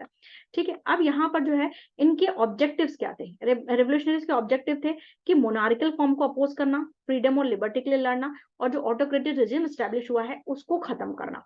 ठीक है, उसको खत्म कर देना। अब यहाँ पर आता है गुसिपी मजीनी का रोल। गुसिपी मजीनी जो थे इटालियन रिवोल्यूशनरी थे, जिनेवा में पैदा हुए थे। इन्होंने सीक्रेट सोसाइटीज बनाई कार्बोनरी। इस पे एमसीक्यू आ जाता है भाई, इसको ध्यान रखिएगा, इस पे एमसीक्यू आ जाता है। ठीक है, इसके अलावा अब क्या हुआ था, इनको जो है at the 24 he sent to the exile in 1831 for attempting. इनको लिगुरिया के एक लिगुरिया में रिवोल्यूशन करते हुए पकड़ लिया था, इनको जेल में भेज दिया गया। अब कैसे मारा ये नहीं पता। ठीक है, तो यहाँ पर जो है 1831 के आसपास इनको जो है कर दिया। लेकिन इन्होंने इतनी सी एज में गुसिपी मजीनी ने बहुत बड़े बड़े काम किए, वो भी हम बात करते हैं। देखो यहाँ पर जो है गुसिपी मजीनी जो थे, इन्होंने जो है यंग इटली मार्शलिस और यंग यूरोप इन बर्ने, ये वाली सीक्रेट सोसाइटीज बनाई। और ये he subsequently founded to be more underground societies. Member were likely the minded young men, Poland, France, Italy, German state. इन्होंने जो यंग मैन जो थे Poland, France, Italy, German state के, उन लोगों को बोला कि भाई तुम उठो जागो, अपने देश के लिए लड़ना शुरू करो, और अपनी सोसाइटीज, अपनी जो सीक्रेट सोसाइटीज वो बना रहे थे उसमें शामिल करने लग गए। ठीक है, अब यहाँ पर गुसिपे मजीनी का एम क्या था? गुसिपे मजीनी का एम ये था, भाई इन्होंने कहा कि जो गॉड है ना, उसने नेशंस को नेचुरल यूनिट्स बनाए, मतलब कि जो देश बने हुए ना वो ही होने चाहिए। ये जो राजाओं ने बंदर बाट मचा रखी है ना, ये नहीं होना चाहिए कि इतना से इतना मैं राजा, इतने से इतना तू राजा, तू भी खा ले मैं भी खा लूं, और जो बस बिल्कुल ऐसे भसड़ फैली हुई है, ये नहीं होना चाहिए। So Italy could not continue to patch work for a small state. और इन्होंने इटली को कहा कि भाई ये जो पैच वर्क जो मचा रखा है, इतना सा राजा, इतना सा राजा, इतना सा इतना सा देश, इतना सा देश, हमारा देश, हमारा देश, कि हमारा राज्य, हमारा राज्य, हमारा राजा, कुछ नहीं करने वाले राजा, आपको एक साथ आना ही पड़ेगा। It has forced to a single unified republic. उन्होंने कहा कि जो है जो नेशंस हैं उनको एक वाइडर अलायंसेस करते हुए एक यूनिफाइड रिपब्लिक बनना पड़ेगा, यानी unification alone the basis of the liberty, Italian liberty. और कहीं ना कहीं जो है ये कहीं इसी इटलियन लिबर्टी का मतलब कि यही जो है यूनिफिकेशन इटालियन लिबर्टी का कारण बना। अब गुसिपे मजीनी जो थे वो relentlessly opposition to the monarchy and his vision to the democratic republic fight in the conservative. और जो मजीनी थे वो बिल्कुल अपोज करते थे कि भाई ये मोनार्की का अपोज करते थे, और इनके विजन में जो है, इनकी सोच में डेमोक्रेटिक रिपब्लिक ही जो थे वो होना चाहिए, और कंजर्वेटिव्स के अगेंस्ट में, कंजर्वेटिव के पूरे अगेंस्ट में थे। अब गुसिपी मजीनी चूंकि अगेंस्ट में थे कंजर्वेटिव्स के, और मेटरनिच, ड्यूक मेटरनिच, जिसने जो है ट्रीटी ऑफ वियना को होस्ट करी थी, इन्होंने जो है इन्होंने कहा, जो मेटरनिच और गुसिपी मजीनी दोनों 36 का आंकड़ा था, तो मेटरनिच ने कहा कि भाई ये जो है ना, ये मोस्ट डेंजरस एनिमी है वो सोशल ऑर्डर, मतलब हमारे जो सोशल ऑर्डर है, जो हम हिरार्की जो बनाना चाह रहे हैं ना, ये बंद नहीं देगा, ये बहुत दुष्ट आदमी है, ये हटा देगा हमको, है ना, तो कहे कुछ करो इसका, है ना। तो फिर वो बेचारे को बेच भाज दिया, जेल में जो भी है। ठीक है, अब यहाँ पर जो है एक सेकंड, अब क्या हुआ कि 1830 से 1840 का अगर हम टाइम देखें तो कंटिन्यू रिवोल्यूशन चले यूरोप में, कंटिन्यू रिवोल्यूशन चले। देखो फ्रेंच रिवोल्यूशन 1789, 1797 नेपोलियन वॉर, है ना, 1813 पे लिप्जिग का वॉर, 1830 पे वाटरलू का वॉर, ठीक है, 1815 पे एक मिनट में लिख देती हूँ यहाँ पे, 1813 पे लेप्जिग का वॉर, है ना, उसके बाद 1815 पे वाटरलू का वॉर, वाटरलू का वॉर, ठीक है। इसके अलावा यहाँ पर जो है द रिवोल्यूशन 1813 टू 1848, और 1830 से 1848 तक जो है फाइनली फिर, और जो ये नेपोलियन हरा था उसके बाद 1815 से 1830 तक ये कंजर्वेटिव ऑर्डर चला, कंजर्वेटिव ऑर्डर चला। ठीक है, अब यहाँ पर जो है 1830 से 1848 तक जो लिबरल नेशनलिस्ट थे, यानी कि जो मिडिल क्लास था ना, उसने कहा कि अब आते हैं बट हम तुम्हारी बैंड बजाते हैं, तुमने बहुत गदर मचा दी, है ना। तो यहाँ पर जो है एज ऑफ रेवोल्यूशन 1830 से 1848, लीड बाय द, ये किसके थ्रू लीड हुआ ये ध्यान रखिएगा, नेशनल लिबरल नेशनलिस्ट के थ्रू, जो कि एजुकेटेड मिडिल क्लास था, जिसमें professor, school teachers, clerks, member of the commercial middle class शामिल थे। तो यहाँ पर जो थे ये कौन कौन से थे, ये अब हम करते हैं बैक टू बैक रिवोल्यूशन चल रहे थे। एक तो फ्रांस रिवोल्यूशन चल रहा था, ठीक है, फ्रांस रिवोल्यूशन जुलाई, जिसे हम जुलाई रिवोल्यूशन भी बोलते हैं। इसके अलावा बेल्जियम रिवोल्यूशन, याद करिए बेल्जियम को किसके साथ मिला दिया था फ्रांस की टेरिटरी को देखने के लिए, नीदरलैंड के साथ। तो अभी मैंने बताया था ना कि जो है बेल्जियम हटेगा अभी नीदरलैंड से, तो वो बेल्जियम रिवोल्यूशन के थ्रू ही हटा था। ग्रीस रिवोल्यूशन, ग्रीस रिवोल्यूशन भी हटेगा, ठीक है। तो ये सारी चीजें हमें बैक टू बैक अब देखनी है, ठीक है। अब यहाँ पर जो है हम जुलाई रेवोल्यूशन की बात कर लेते हैं। जुलाई रेवोल्यूशन जो है 1830 में आया था, ठीक। अब यहाँ पर जो है जब when the France sneezes the rest of the Europe catches the cold, देखो ड्यूक मेटरनिच, जो ड्यूक मेटरनिच तो भैया ड्यूक मेटरनिच कंजर्वेटिव ऑर्डर को मानता था, गुसिपे मजीनी लिबरल ऑर्डर को मानता था। उसने कहा था ये, और तो ड्यूक मेटरनिच ने क्या बोला था, ये जो ये मजीनी है ये हमारे सोशल ऑर्डर का सबसे बड़ा एनिमी है। अब ये ड्यूक मेटरनिच ने कहा कि ये जो फ्रांस है ना, ये फ्रांस में बहुत बहुत सरफिरे लोग हैं, और अगर जहां ये गड़बड़ मचाता ना, पूरा यूरोप गड़बड़ मचा देता है, जैसे जैसे हम यूरोप को सेटल करते हैं। तो यहाँ पर जो है उन्होंने एक बात बोली कि Europe sneezes the rest of the Europe catches the cold. इन्होंने कहा कि अगर जो है फ्रांस जब छींकता है तो पूरे यूरोप को कोल्ड हो जाता है, तो ऐसे इन्होंने एक बात बोली थी। अब जुलाई रेवोल्यूशन स्टार्ट कहाँ से हुआ, ब्रुसेल से स्टार्ट हुआ, और ये बेल्जियम तक फैल गया, ठीक है, away from the kingdom of the Netherland. ये नीदरलैंड लिखा हुआ बेटा, ये कई बार डायग्राम से छप जाता है, छुप जाता है, मैं लिख देती हूँ यहाँ पे नीदरलैंड, ताकि आपको नोट्स बनाने में आसानी हो। ठीक है ना, नीदरलैंड। अब यहाँ पर जो है ये, अब देख रहे हैं इसके अंदर, ये देखिए लुइस फिलिप, ये जो लुइस फिलिप जो थे है ना, इसको हटा दिया था, अभी अपन देखेंगे, अभी अपन लुइस फिलिप, है ना। तो ये देखो ड्यूक मेटरनिच, इसके नाम भी कितनी अजीब सी लग रही है ना। 1830 the Bourbon king who has been restored the power during the conservative. देखो बर्बन किंग के लुइस फिलिप को लेके आए थे ना, लुइस फिलिप 18 को लेके आए थे। तो भाई were now overthrown liberal revolution installed है कॉन्स्टिट्यूशन मोनार्की। और जो ये जुलाई रिवोल्यूशन में क्या हुआ था कि जब बर्बन किंग वाला जो लुइस फिलिप 18 था, उसको हटा के उसको ये बोला कि भाई तुझे कॉन्स्टिट्यूशन मोनार्की माननी पड़ेगी with the Louis Philippe at its head. और लुइस फिलिप को कहा कि भाई अब आपको राजा बनना है तो बनिए, नहीं तो आप जो है अब कॉन्स्टिट्यूशन मोनार्की को आपको मानना पड़ेगा। तो ये जुलाई रिवोल्यूशन के पार्ट थे, मतलब अभी मोनार्की खत्म नहीं हुई, कॉन्स्टिट्यूशन मोनार्की है। ठीक है। अब यहाँ पर जो है ग्रीस वॉर ऑफ इंडिपेंडेंस, तो ग्रीस वॉर क्या था? अब देखो ग्रीस जो था, ग्रीस को हम बोलते हैं यूरोपियन सिविलाइजेशन का पालन, क्रेडल ऑफ यूरोपियन सिविलाइजेशन। मतलब कि जैसे अगर हम ये बोले कि हमारी भारतीय सभ्यता हिंदू घाटी सभ्यता से इंस्पायर है, हिंदू घाटी सभ्यता जो है हड़प्पा मोहनजोदड़ो सिंधु घाटी सभ्यता, इनसे इंस्पायर है, सिंधु घाटी सभ्यता से।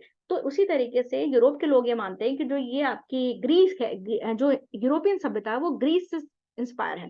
तो इसीलिए बोला जाता है कि सारी यूरोपियन सभ्यताओं का पालना कौन सा? ग्रीस है। अब ग्रीस पे बैठा कौन था? ऑटोमन एम्पायर, जो कि एक मुगल एम्पायर, मोमडन एम्पायर था। उसके अगेंस्ट में धीरे धीरे इन्होंने अपने वॉर छेड़ा हुआ था और फाइनली जो है इंडिपेंडेंस रिसीव करी। अब देखो यहाँ पर क्या होता है, and even mobilize the national feeling among the educated elite across the middle class. European was the Greece War of the Independence. Greek has been the part of the Ottoman Empire since the 15th century. मतलब 15th century के आसपास से वो Ottoman Empire के under में था। ठीक है।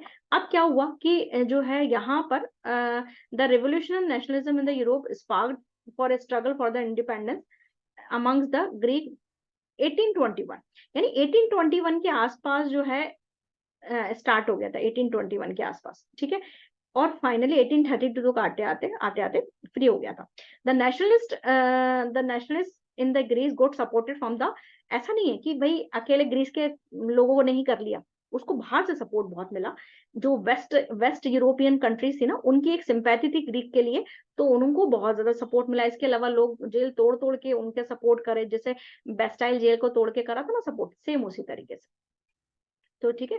अब यहाँ पर जो है the poets and the remark, अब देखो यहाँ पर क्या कह रहा है, the poets and the artist remark the Greece as a cradle of the European civilisation and mobilise the public opinion who support the struggle against the Muslim empire. तो कहीं ना कहीं जो ऑटोमन एम्पायर, जो कि मुस्लिम एम्पायर था, उसके against में लड़ने के लिए ग्रीस को यूरोपियन वेस्टर्न यूरोपियन साइड से बहुत ज्यादा सपोर्ट मिला था। ठीक है। अब देखो ये एक इंग्लिश पोइट थे लॉर्ड बायरन, उन्होंने भी इसके लिए फंडिंग इकट्ठी करी। ये देखो इसमें डायग्राम मैंने बनाया हुआ है, देखो जरा, ये देखो ये डायग्राम है, ये जो डायग्राम है ना, ये फोटो जो दिख रहा है ना, ये लॉर्ड बायरन का ही है। ठीक है। अब ये जो है लॉर्ड बायरन जो थे, हालांकि इन्होंने फंडिंग इकट्ठी करी, लेकिन 1824 के आसपास जो है इनको फीवर आ गया था और ये इनकी डेथ हो गई थी।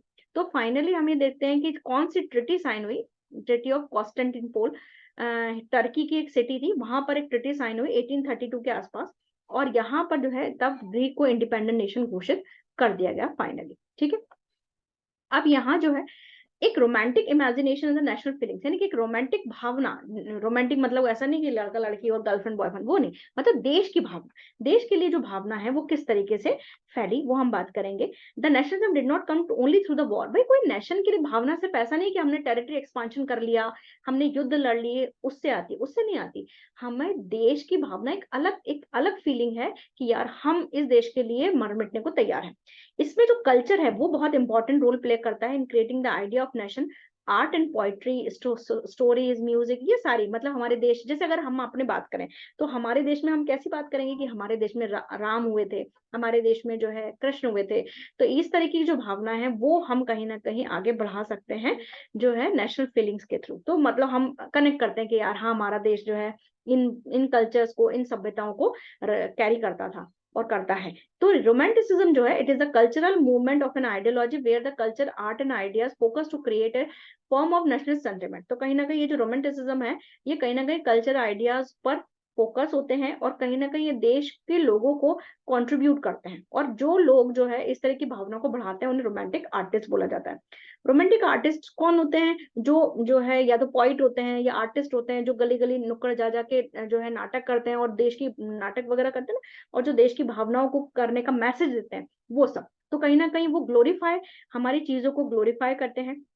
Romantic artists and poets generally criticize the glorification of reason and science and focus instead of an emotion, intuition and mystical feelings। यानी कि हमारे देश को जो है वो जो फीलिंग है वो देश के लिए वो डेवलप करने की कोशिश करते हैं। Their effort want to create a sense of the shared collective heritage, common culture, passion passed as a basis of nation। और कहीं ना कहीं ये हमारे देश को एक तरीके से यानी ये सभी मतलब देश को एक तरह की भावनाओं से जोड़ने की कोशिश करते हैं। देखो ये जो टर्की वाला था ये मैसेकर ऑफ शियाज में था। ये देखो यहाँ पर ये जो है ये फ्रेंच आर्टिस्ट ने बना, पेंटर ने बना हुए कि जो टर्की के अंदर देखो ना 20,000 ग्रीक जो थे उनको मारा गया, बहुत ज्यादा नरसंहार हुआ, बहुत ज्यादा। फिर मतलब कोई भी वही मतलब ये बताने का तरीका है कि कोई भी चीज आपको ऐसे ही नहीं मिल जाती है, इसलिए जब चीजें मिलती हैं तो यू शुड जो है आपको उनकी कदर करनी चाहिए। अब देखो यहाँ पर एक और नए जो है कह सकते हैं कि Johann Gottfried Johann Gottfried Herder एक जो है जर्मन फिलोसोफर थे। और इन्होंने कहीं ना कहीं जर्मनी को एकजुट करने में बहुत मदद की, बहुत लोगों को इनिशिएट किया, लोगों को कि भाई हमारे देश को भाई फ्रांस हो गया है, सब कुछ हो गया, अब हमारे देश को एकजुट होना है। और इन्होंने कहा कि जो लोगों के बीच में जो है कॉमन पीपल को बोला जाता है डास वॉक। और इन्होंने true spirit of nation volksgeist, आप जो भी बोलना चाहे वॉक गीस्ट है। और ट्रू स्पिरिट नेशन की फैलाई through the folk song, for poetry, folk dances, है ना, मतलब अलग अलग फोक सॉन्ग, फोक डांसेस के थ्रू कि भाई ये देखो जर्मन के हैं, ये देखो आपको ऐसा होना चाहिए था, हम कैसे हो गए हैं। तो वो चीजें उन्होंने फैलाई। तो देखो जर्मन गॉट फ्राइडे हार्डर जो है वो मैंने डायग्राम इसमें, ये देखिए ये डायग्राम इसमें डाला है। It was through the folk song, folk poetry and folk dance that the true spirit of the nation was popularized। उन्होंने ये सारी चीजें जो है popularize की। So the collecting and recording these forms of the folk culture was essential to project the nation building। और कहीं ना कहीं ये सारी चीजें जो हैं, जो कल्चर है वो कहीं ना कहीं नेशन को बिल्ड करने में बहुत मदद करते हैं। अब देखिए वर्निकुलर लैंग्वेज का रोल क्या है, याद करो मैंने बोला था कि अभी मैं पोलैंड वाला जब बताऊंगी, पोलैंड को रशिया के साथ सौंप दिया था वो ये फ्रांस की टेरिटरी को करने के लिए। तो पोलैंड के लोगों ने किस तरीके से विरोध किया रशिया का वो हम देखते हैं। ठीक है, अब देखो इसके अंदर the role of the vernacular local language, क्या कैसी लोकल जो है लोगों ने मतलब पोलैंड के लोगों ने पॉलिश लैंग्वेज नहीं छोड़ी। Helpful in the recovering and ancient nation spirit to carry the modern nationalist message to large audience who were mostly illiterate. मतलब कि भाई इलिटरेट पब्लिक को अगर आपको समझाना है तो आप बोल के समझा सकते हो, भाई लिख के तो पढ़ के लिख के और किताबें छाप के तो नहीं समझा सकते। तो कहीं ना कहीं अगर आप किसी गांव के लोग इंसान से कनेक्ट करना है तो आप वहां की लैंग्वेज बोलिए तो करेगा कि अरे ये तो मेरे मेरे वहां का है, ठीक है ना, तो कनेक्ट करेगा। तो इसी तरीके से जो पोलैंड है कहीं ना कहीं वहां पर इलिटरेट लोगों को भी संघर्ष में, जो नेशनल रिवोल्यूशन हुआ, जो क्रांति हुई, उसमें साथ देने में ये पॉलिश लैंग्वेज बहुत इंपॉर्टेंट रोल प्ले करी। In 18th century the Poland was partition by the Prussia Austrian, जो बार्ब कंट्रीज थी ना जिसमें से रशिया को दे दिया था पोलैंड का हिस्सा। Even though the Poland no longer exist as independent territory, national feeling was capitalised by from the music and language. तो जो नेशनल फीलिंग्स थी उनको केवल उन्होंने म्यूजिक और लैंग्वेज के थ्रू ही जिंदा रखा और पॉलिश भावनाओं को मरने नहीं दिया। रोल ऑफ द, अब इसके अंदर after the Russian occupation the polish language was posed out of the school in Russia. और जब रशियन जो है वहां पर अधिकार आ गया था तो उन्होंने पॉलिश लैंग्वेज को स्कूल से भी फेंका और उन्होंने कहा कि रशियन बोलिए आप लोग। 1831 में एक आर्म रिबेलियन हुआ, Russian took place where the ultimately crush, और एक आर्म रिबेलियन भी हुआ लेकिन रशिया ने उसको जो है क्रश कर दिया था, मतलब दबा दिया था। In Poland many members of clergy began to use the language as a weapon of the national resistance. यानी जो पोलैंड के जो क्लर्जी लोग थे, मतलब जो बड़े बड़े लोग थे, उन्होंने भी कहा कि नहीं हम हथियार नहीं डालेंगे, हम पोलैंड की भावनाओं को, पोलैंड की जो फीलिंग है उसको जिंदा रखेंगे। किस तरह से हम जो है अपनी लैंग्वेज में बात करेंगे, हमको रशिया में बात ही नहीं करनी है। Polish was used to church the gathering and all the regional instructions. और जब भी कोई गैदरिंग होती थी चर्च में तो वो जब पॉलिश लोग इकट्ठे होते थे तो वो रशिया में ना बात करके पॉलिश में बात करते थे, उनका कर लो जो करना है आपको। अब यहाँ पर role of vernacular local language, ये दब गया ना बेटा, लोकल लोकल लिखा हुआ है, लोकल फोकलोर, मतलब कि जो है लोकल भावनाएं कैसे फैलती हैं, वो चीज इसके अंदर हम जो है बात करेंगे। Large number of price the bishop, अब क्या होता था कि लोग, पोलैंड के लोग मान नहीं रहे थे, तो बहुत सारे प्राइस बिशप को जेल में भेज दिया गया था साइबेरिया में, है ना, बाय द रशियन अथॉरिटीज, है ना। And the use of the, जो साइबेरिया की जेल वेल में डाल दिया गया। And the use of the Polish came to the struggle symbol of the against Russian dominance, और कहीं ना कहीं वो बिल्कुल कि हम तो नहीं, आपकी लैंग्वेज नहीं यूज करेंगे, आपका कल्चर नहीं यूज करेंगे, आपको जो करना है कर लो, ठीक है। इसमें एक बड़ा रोल था कार्ल कुरपिंस्की ने, जो कि सेलिब्रेट करते थे national struggle through his operas and music. इन्होंने बहुत सारे ओपराज, मतलब वहाँ का डांस होता होता था, है ना, जो म्यूजिक था उसको, और जो फोक डांस थे आपके, ये देखो फोक डांस जो पोलिनेशियन मजूर का, मजरू का ये जो है वहाँ के फोक डांस थे, तो उसको वो कर करके लोगों को जगाते थे कि देखो ये हमारे डांस थे, ये इन्होंने रशिया ने क्या कर दिया, आपको जागना चाहिए। इस पे एमसीक्यू आ जाता है बेटा, ये पोलिनाइजो मजरू का, है ना, ये फोक डांस के नाम लिखिए उसमें, ठीक है, तो उस पर ध्यान रखिएगा। अब यहाँ पर जो है, अब ये सब सही चल रहा था, ये सब बिल्कुल सही चल रहा था। अब लेकिन यहाँ पर वो है ना, गरीबी में आटा गिला वाला हिसाब हो गया, कि रशिया में सब कुछ, सॉरी, यूरोप में सारा सारा सही चल रहा था, लेकिन एकदम से एक बड़ी दिक्कत आई, वहां पर hunger, hardship and popular revolt के कारण बने, मतलब कि बहुत सारी गरीबी एकदम से आ गई, एक भूखा अकाल, मतलब कह सकते हैं ना, बहुत सारी क्राइसिस वाली कंडीशन आ गई। हुआ कैसे, वो हम बात करेंगे। 1830 के आसपास जो है इकोनॉमिक हार्डशिप यूरोप में ट्रांसफर शिफ्ट हुई। कैसे, देखो, एक तो पॉपुलेशन बहुत बढ़ रही थी।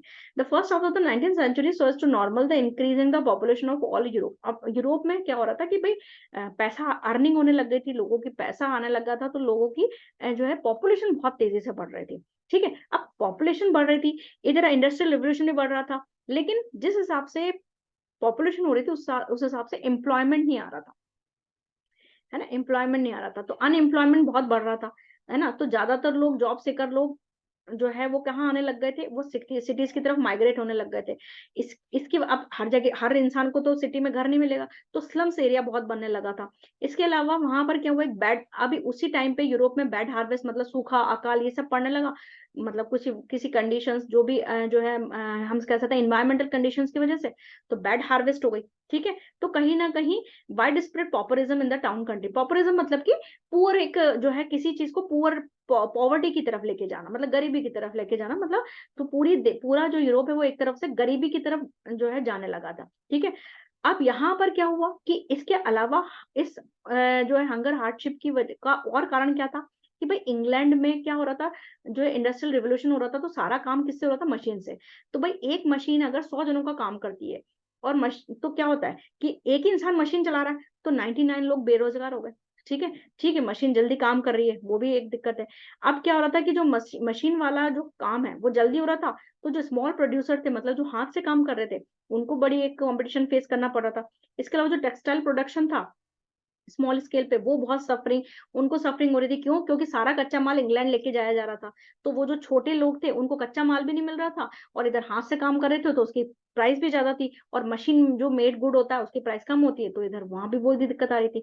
In those region of Europe were the aristocracy still enjoyed the power, peasants struggle under the burden of the feudal use and obligations. और तो अभी भी यूरोप में कई सारी जगह ऐसी थी कि एरिस्टोक्रेसी मजे कर रहा था, और अभी भी पीजेंट जो है गरीब इस हंगर हार्डशिप में जो है बहुत दुख हो रहा था उसको, बिल्कुल उसको इतना स्ट्रगल, उसको मतलब 2 वक्त की रोटी भी मुश्किल से नसीब हो रही थी। तो वो जो चीज है कहीं ना कहीं बहुत सारे रिवोल्ट्स का कारण बनी, ठीक है। भाई इंसान एक एक लिमिट के बाद तो, जब घर में इतने लोग भूखे होंगे, बच्चा भूखा होगा, रो रहा होगा, तो आदमी उतरेगा ही, सड़कों पे ही उतरेगा, ठीक है। तो वो चीज हुई क्या, फूड की शॉर्टेज हुई, बहुत ज्यादा फूड की शॉर्टेज हुई, और अनएम्प्लॉयमेंट, और उसकी वजह से जो है लोग रोड पे आ गए। बैरिगेट्स, ये छुप गया है बेटा, मैं इसको ठीक कर दे रही हूँ, इसको लिख दे रही हूँ यहाँ पे, ये जो लिखा हुआ है ना बैरिगेट्स है, ये बैरिगेट्स, है ना, बैरिगेट्स वगैरह तोड़ दिए गए, है ना। लुइस फिलिप को जिसको बोला था कि तू कॉन्स्टिट्यूशन मोनार्की चलाएगा, है ना, वो उसको भी जो है वो भी डर के मारे भाग गया है, ठीक। फिर फाइनली नेशनल असेंबली जो है वो बना दी गई, नेशनल असेंबली, एक सेकेंड, नेशनल असेंबली जो है उसको, बार बार एक सेकेंड, हाँ। अब यहाँ पर क्या हो रहा है कि नेशनल असेंबली ने अपने आप को रिपब्लिक घोषित कर दिया। सारे जो मेल थे जिनको 21 एज के थे उनको जो है वोटिंग राइट्स दिए, और नेशनल असेंबली जो बनी उसने कहा कि हम देश में जो है रोजगार की व्यवस्था करेंगे, ये हमारी जिम्मेदारी है। ठीक है, इसी में आपकी बुक में एक सिलिसिलियन वोल्ट का रिवोल्ट नहीं, रिवोल्ट का एक एग्जाम्पल दिया हुआ है 1845 के आसपास, जो कि टेक्सटाइल इंडस्ट्री का रिवोल्ट था। इसमें जर्नलिस्ट विल्हेल्म वोल्फ ने बताया कि सिलिसिलियन विलेज में जो है रिवोल्ट हुआ, मतलब अकेले इसके बारे में बताया, बहुत सारे रिवोल्ट हो रहे थे एक साथ। कोई क्योंकि भाई दुकानों पे जो है कब्जे हो रहे थे, लोगों को रोटी नहीं मिल रही थी, ब्रेड के लिए लंबी लंबी लाइनें लग रही थी। तो वो चीजें कहीं ना कहीं औरतों के लिए, आदमियों के लिए बहुत ज्यादा डिजास्टर कंडीशन थी, बहुत ज्यादा परेशान हो गए थे सब। और जो क्या है, दुकान वाले इतना मन चाहे दाम ले रहे थे।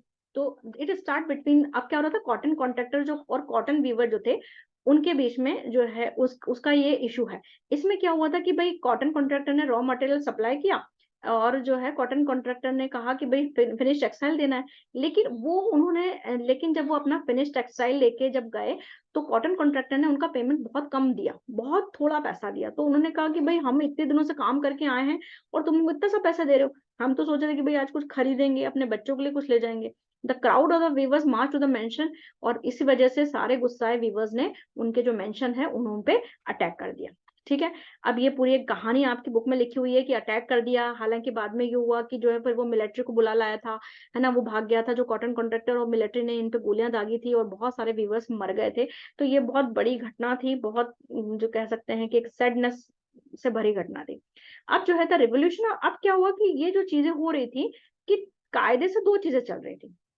लिबरल्स भी अपना रिवोल्यूशन कर रहे थे, और इधर रिवोल्ट भी, इधर पुअर भी अपना रिवोल्ट कर रहे थे। तो अब अपन उनके बारे में बात अब देखिए यहाँ पर कि हम बात कर रहे हैं कि इधर गरीबी हो रही थी, इधर लिबरल्स का रिवोल्ट चल रहा था। तो यूरोप में एक साथ बहुत सारे पैरेलली बहुत सारे रिवोल्ट चल रहे थे, जिसमें से पहला था जो है लिबरल्स का रिवोल्ट और पुअर्स का रिवोल्ट। ठीक है, the revolution of the liberals in the Germany. अब यहाँ पर देखो, जर्मनी को यूनिफाइड करने के लिए जो हर्डर साहब थे, ग्रॉटफ्राइड हार्डर जो थे, उन्होंने भी बोला कि भाई जागो के जागो। ठीक है, अब इसके अलावा जो है जो है जर्मनी में अब फाइनली ये चीजें भावनाएं फैलने लग गई। The revolutionary in the revolution of the liberals in the Germany, in the German region, large number of the political association whose number were middle class profession.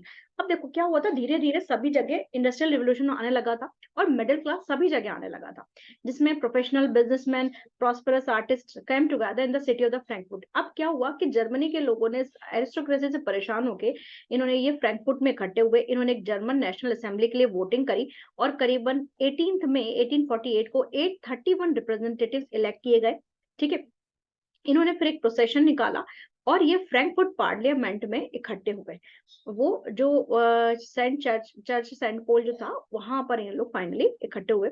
They drafted, और इन्होंने कॉन्स्टिट्यूशन बनाया, और इन्होंने कहा कि मुनार्की को अब हटाना है, या मुनार्की को जो है पार्लियामेंट के हिसाब से काम करना होगा। ठीक है, अब क्या हुआ कि इन्होंने जो है वहां जो राजा था उसको बोला कि भाई आपको इस तरीके से करना पड़ेगा। When deputies offered the crown on these terms to the Frederick Wilhelm IV, अब इन्होंने फ्रेडरिक विल्हेल्म फोर को यहाँ पर फोर को बोला कि भाई हम जो है 831 इलेक्टेड रिप्रेजेंटेटिव्स हैं, आपको हमारी शर्तों पे काम करना पड़ेगा जो है। अब इन्होंने क्या करा, ही रिजेक्टेड इट, एंड अब फ्रेडरिक विल्हेल्म फोर ने उसने बिल्कुल मना कर दिया कि मैं तुम्हारी कोई बात नहीं मानूंगा। और इन्होंने जो है कि दूसरे राजाओं के साथ मिलके, while the opposition of aristocracy and the military became stronger and the social crisis of the parliament eroded, और इन्होंने क्या करा, फ्रेडरिक विल्हेल्म फोर ने दूसरे राजा के साथ मिलके फाइनली जो चीजें हुई थी, जो इलेक्टेड रिप्रेजेंटेटिव थे, उसको खत्म कर दिया, और बोला कि बंद करो तुम्हारी बकवास, कोई कुछ नहीं होगा, मैं राजा हूं, मैं ही रहूंगा। ठीक है, अब इसका आउटकम क्या निकला, the parliament was dominated by middle class who was registered eight demand for the workers and artist, consequently lost their support. अब देखो मिलिट्री भी राजा के साथ हो गई। ठीक है, और राजा ने मना कर दिया कि भाई मैं गिव अप नहीं करूंगा, मैं दूसरे राजा को और ले आऊंगा, दूसरे मिलिट्री को और ले आऊंगा। ठीक है, तो क्या हुआ था कि लोग जो है, जो पार्लियामेंट बनी थी वो उसका अब लोग अपना सपोर्ट खोने लग गए, पार्लियामेंट अपना सपोर्ट खोने लग गई। कि लोगों ने कहा कि भाई कब तक, भाई औरतों ने कहा कि कब तक ये काम करते रहोगे, चलो घर भी संभालना है, 9th में आती है, सब पढ़ के आए ढंग से। In the and troop were called it and the assembly was forced to the disband, और फाइनली उन्होंने जो असेंबली बनी थी उसको कहा कि कुछ नहीं है, तुम लोग बहुत जो है कुछ कोई असेंबली तुम्हारी मान्य नहीं है, सब क्रॉस कर दिया। ठीक है, देखो ये फ्रैंकफर्ट में जो है ये बनी थी, यहाँ पर ये देखो ये लोग 831 इलेक्टेड रिप्रेजेंटेटिव यहाँ फैले हुए हैं। ठीक है, देखिए औरतें भी हैं यहाँ पे, लेकिन औरतें अभी भी बेचारी ऊपर मूक दर्शक बनी हुई हैं, उनको अभी भी कोई राइट नहीं मिले हैं। ठीक है, तो रिवो अब यहाँ पर जो है, अब जो ये तो रिवोल्ट हुआ लिबरल्स का, जर्मनी में चल रहा था। इधर लिबरल्स का इधर जो है ये जो चल रहा था जर्मनी में। अब हम ये बात करते हैं कि किस तरीके से औरतों की स्थिति के बारे में थोड़ा बात कर लेते हैं। The issue of extending the political rights to the women. अब लोगों औरतों ने भी अपने कुछ पॉलिटिकल राइट्स के लिए आवाज उठानी शुरू करी। औरतों ने बहुत ज्यादा पार्टिसिपेट किया एक्टिवली, और औरतों ने अपनी पॉलिटिकल एसोसिएशंस भी बनाई, न्यूज़पेपर्स भी छापने शुरू किए, पॉलिटिकल मीटिंग्स लिए, डेमोन्स्ट्रेशंस किए, बहुत सारी चीज किए। स्टिल उनको यूनिवर्सल सफरेज देने को मना कर दिया गया। जो भी इलेक्शन असेंबली हुई, उसने जो भी इलेक्टेड असेंबली थी उसने कहा कि नहीं भाई हम नहीं दे पाएंगे। When the front of the parliament convened in the center, St. Paul women were the admitted only as an observer to stand in the visitor। देखो याद करो, ये जो ऊपर जो खड़ी थी, देखो हमने कहा ना केवल औरतें खड़ी हुई थी, तो वो जो चीजें हैं वो कहीं ना कहीं औरतों के लिए बड़े दुख बड़ा कि यार हम इतना कर रहे हैं फिर भी कुछ नहीं, घर भी संभाल रहे हैं, बाहर भी जा रहे हैं फिर भी कुछ नहीं। तो वो चीज है। अब यहाँ पर क्या हुआ, ये जो लिबरल्स का रिवोल्ट चल रहा था जर्मनी में, इसका इससे क्या हुआ? Through the though the conservative force were able to suppress the liberal movement in 1848, but they could not restore the old order। अब क्या हुआ, फ्रेडरिक विल्हेल्म फोर ने सब कुछ कर दिया, वापस से जो है अपना गद्दी बचा ली, सब कर लिया, लेकिन फिर भी वो ओल्ड ऑर्डर को रिस्टोर करने में समर्थ नहीं हुआ। वो बिल्कुल मतलब कि लोगों ने बिल्कुल उसको मतलब कह सकते हैं ना एक्सेप्ट ही नहीं कर रहे थे लोग बाग। Monarch began to realize the cycle of revolution and repression could only be ended by the granting the concession to liberal nationalist revolutionaries। और फिर राजाओं के दिमाग में ये समझ में आ गया कि भाई ये जो चल रहा है ना, कि हम कितनी बार ये विद्रोह दबाएंगे, बार बार फिर रिवोल्यूशन, फिर रिप्रेशन, फिर रिवोल्यूशन, फिर रिप्रेशन, क्योंकि फ्रांस का एग्जाम्पल सब ले चुके थे, तो कि भाई फिर यही सब होगा। तो फिर कहीं ना कहीं एक जो है बहुत ज्यादा लोग मतलब जो राजा था ना वो भी डरा हुआ था, बहुत ज्यादा डरा सहमा सा बैठा रहता था। तो अब step to avoid the another revolt, अब राजा ने कहा कि चलो हमें गद्दी तो बच गई, इस बार तो बचा लिया अब हमने, अब कैसे हम रिवोल्ट को रोकें। Hence, in the year after 1848, the autocratic monarchy of the Central and Eastern Europe began to introduce the changes that had already taken place in the Western Europe before 1850। अब क्या हुआ कि ये जो चीजें चल रही थी, hence in the year 1848, the autocratic monarch of the Central and Eastern Europe began to introduce the changes that had already taken place in the Western Europe before 1815। अब देखो जो वेस्टर्न यूरोप था उसमें 1815 के बाद से चेंजेस आने लग गए थे, तो उन्होंने एक्सेप्ट कर लिए। लेकिन ये जो आपका सेंट्रल और ईस्टर्न यूरोप था, इसमें जो चेंजेस आए वो 1848 के बाद आए मेनली। इन्होंने अब फिर यहाँ जो सेंट्रल और ईस्टर्न यूरोप में जो सर्वडम बॉन्डेड लेबर है वो एबॉलिश किया। Habsburg dominance in the serfdom labor were abolished both in the Habsburg dominance and in the Russia। Russia में और हैब्सबर्ग में दोनों साइड पे सर्वडम और बॉन्डेड लेबर को खत्म कर दिया गया। Habsburg ruler granted more autonomy to the Hungarians in the 1861। जो हैब्सबर्ग रूलर थे उन्होंने जो है फाइनली उनको जो हंगेरियंस थे, वहां की जो जनता थी, उसको और ज्यादा जो है थोड़ी सी छूट ज्यादा दी। अब यहाँ पर जो है, अब हम बात करेंगे जर्मनी और इटली यूनिफाइड कैसे हुए। जर्मनी इटली एक नहीं हुए, मतलब जर्मनी कैसे एक पूरा नेशन स्टेट बना और इटली कैसे नेशन स्टेट बना, इसके बारे में हम बात करेंगे। यहाँ पर हम जो है बड़ी अजीब सी स्थिति है कि यहाँ पर जर्मनी और इटली को यूनिफाइड करने वाले जो थे वो वही लोग थे, आर्मी ही थी, और ऐसे लोग थे जो कि बिल्कुल एक्सपेक्टेशन नहीं की जा सकती थी कि जो कि करेंगे ऐसा। The Germany can be army in the Germany can the army be architect of the nation? क्या आर्मी भी नेशन बना सकती है? After 1848, the nationalism in the Europe moved away from its association with democracy and revolution। 1848 के बाद क्या हुआ, nationalism फैला पूरे यूरोप में। सेंटर भाई वेस्टर्न पार्ट में तो पहले आ चुका था, सेंटर और ईस्टर्न पार्ट में आना बाकी था। National sentiment were often mobilised by conservatives for promoting state power and achieving political domination over Europe. और कहीं ना कहीं नेशनल सेंटिमेंट जो थे वो कंजर्वेटिव्स वो समझ रहे थे कि भाई ये गड़बड़ चल रही है, लोगों को आप कितना ही दबा दो, ये कहीं ना कहीं पॉलिटिकल डोमिनेशन ले रहे हैं। This can be observed in the process by which the Germany and Italy came to be unified as a nation state। कहीं ना कहीं ये जो चीजें जो दब रही थी, दबी छुपी सुलग रही थी, वो कहीं ना कहीं इस नेशन स्टेट को बनाने के लिए जिम्मेदार बने। ठीक है, देखते हैं national feelings were wide spread, wide नहीं एक्चुअली, स्पेलिंग थोड़ी सी सही कर लीजिए बेटा, वाइड स्प्रेड है, WID, wide spread, wide spread ना, wide spread among the middle class German. अब क्या हुआ यहाँ पर कि जो नेशनल फीलिंग थी वो जो है लोगों में, मिडिल क्लास जर्मनी के लोगों में फैल रही थी।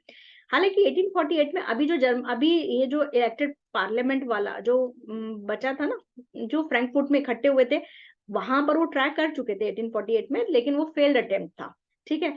लेकिन अब क्या हुआ कि the liberal initiative once repressed by the combining force of the monarch and the military supported by the large landowners called the Junkers of the Prussia।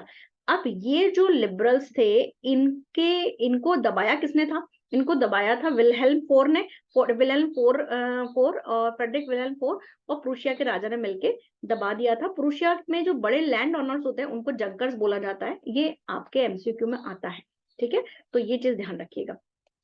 अब यहाँ पर जो है ये अब तो फिर फाइनली हुआ क्या? Then how the Germany unified, army is the architect of the nation. Army क्या है? नेशन की आर्किटेक्ट होती है, ठीक है। ये हम बात करते हैं यहाँ पर कि आर्मी ने कैसे यहाँ पर काम किया। After the failed attempt of the liberal, Prussia took the leadership of the movement for the national unification।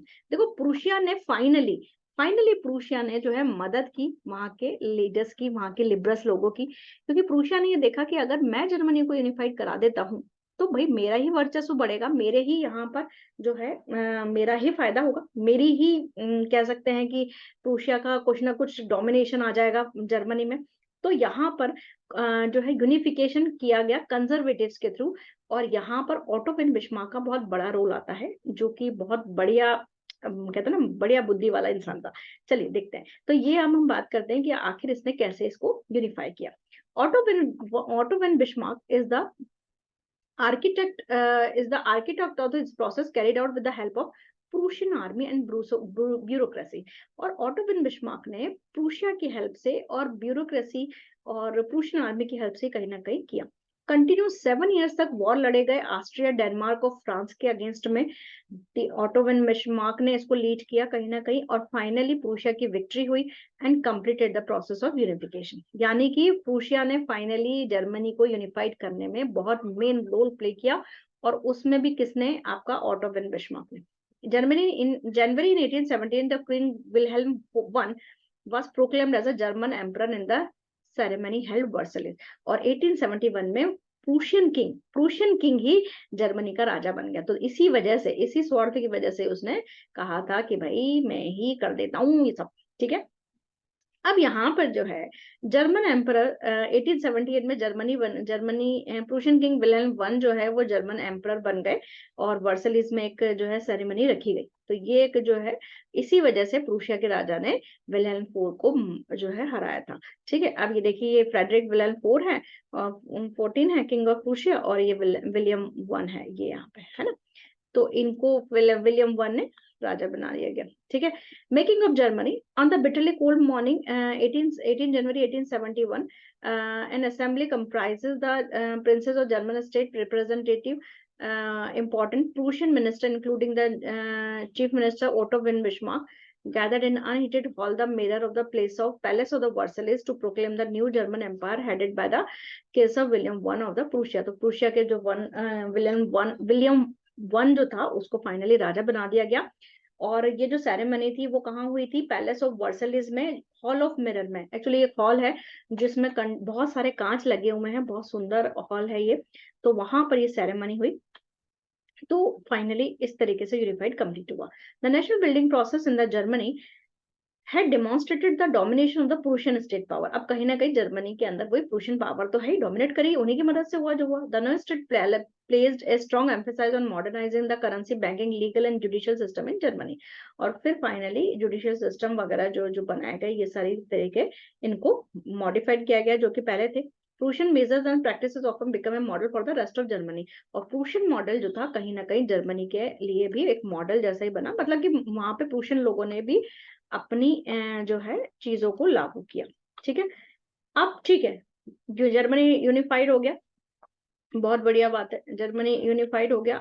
अब यहाँ पर जो है वो बहुत बढ़िया। अब हम बात करेंगे कि इटली कैसे यूनिफाइड हुआ। ठीक है, इटली देखिए, Germany and Italy too has a long political fragmentation. Germany और इटली बहुत टाइम तक वही पॉलिटिकल फ्रेगमेंटेशन, मतलब वही एरिस्टोक्रेसी के अंदर रहे। तो Italy were the scattered over the several dynasties as well as the multinational Habsburg empire. तो इटली भी जो है हैब्सबर्ग एम्पायर के अंडर में रही काफी टाइम तक।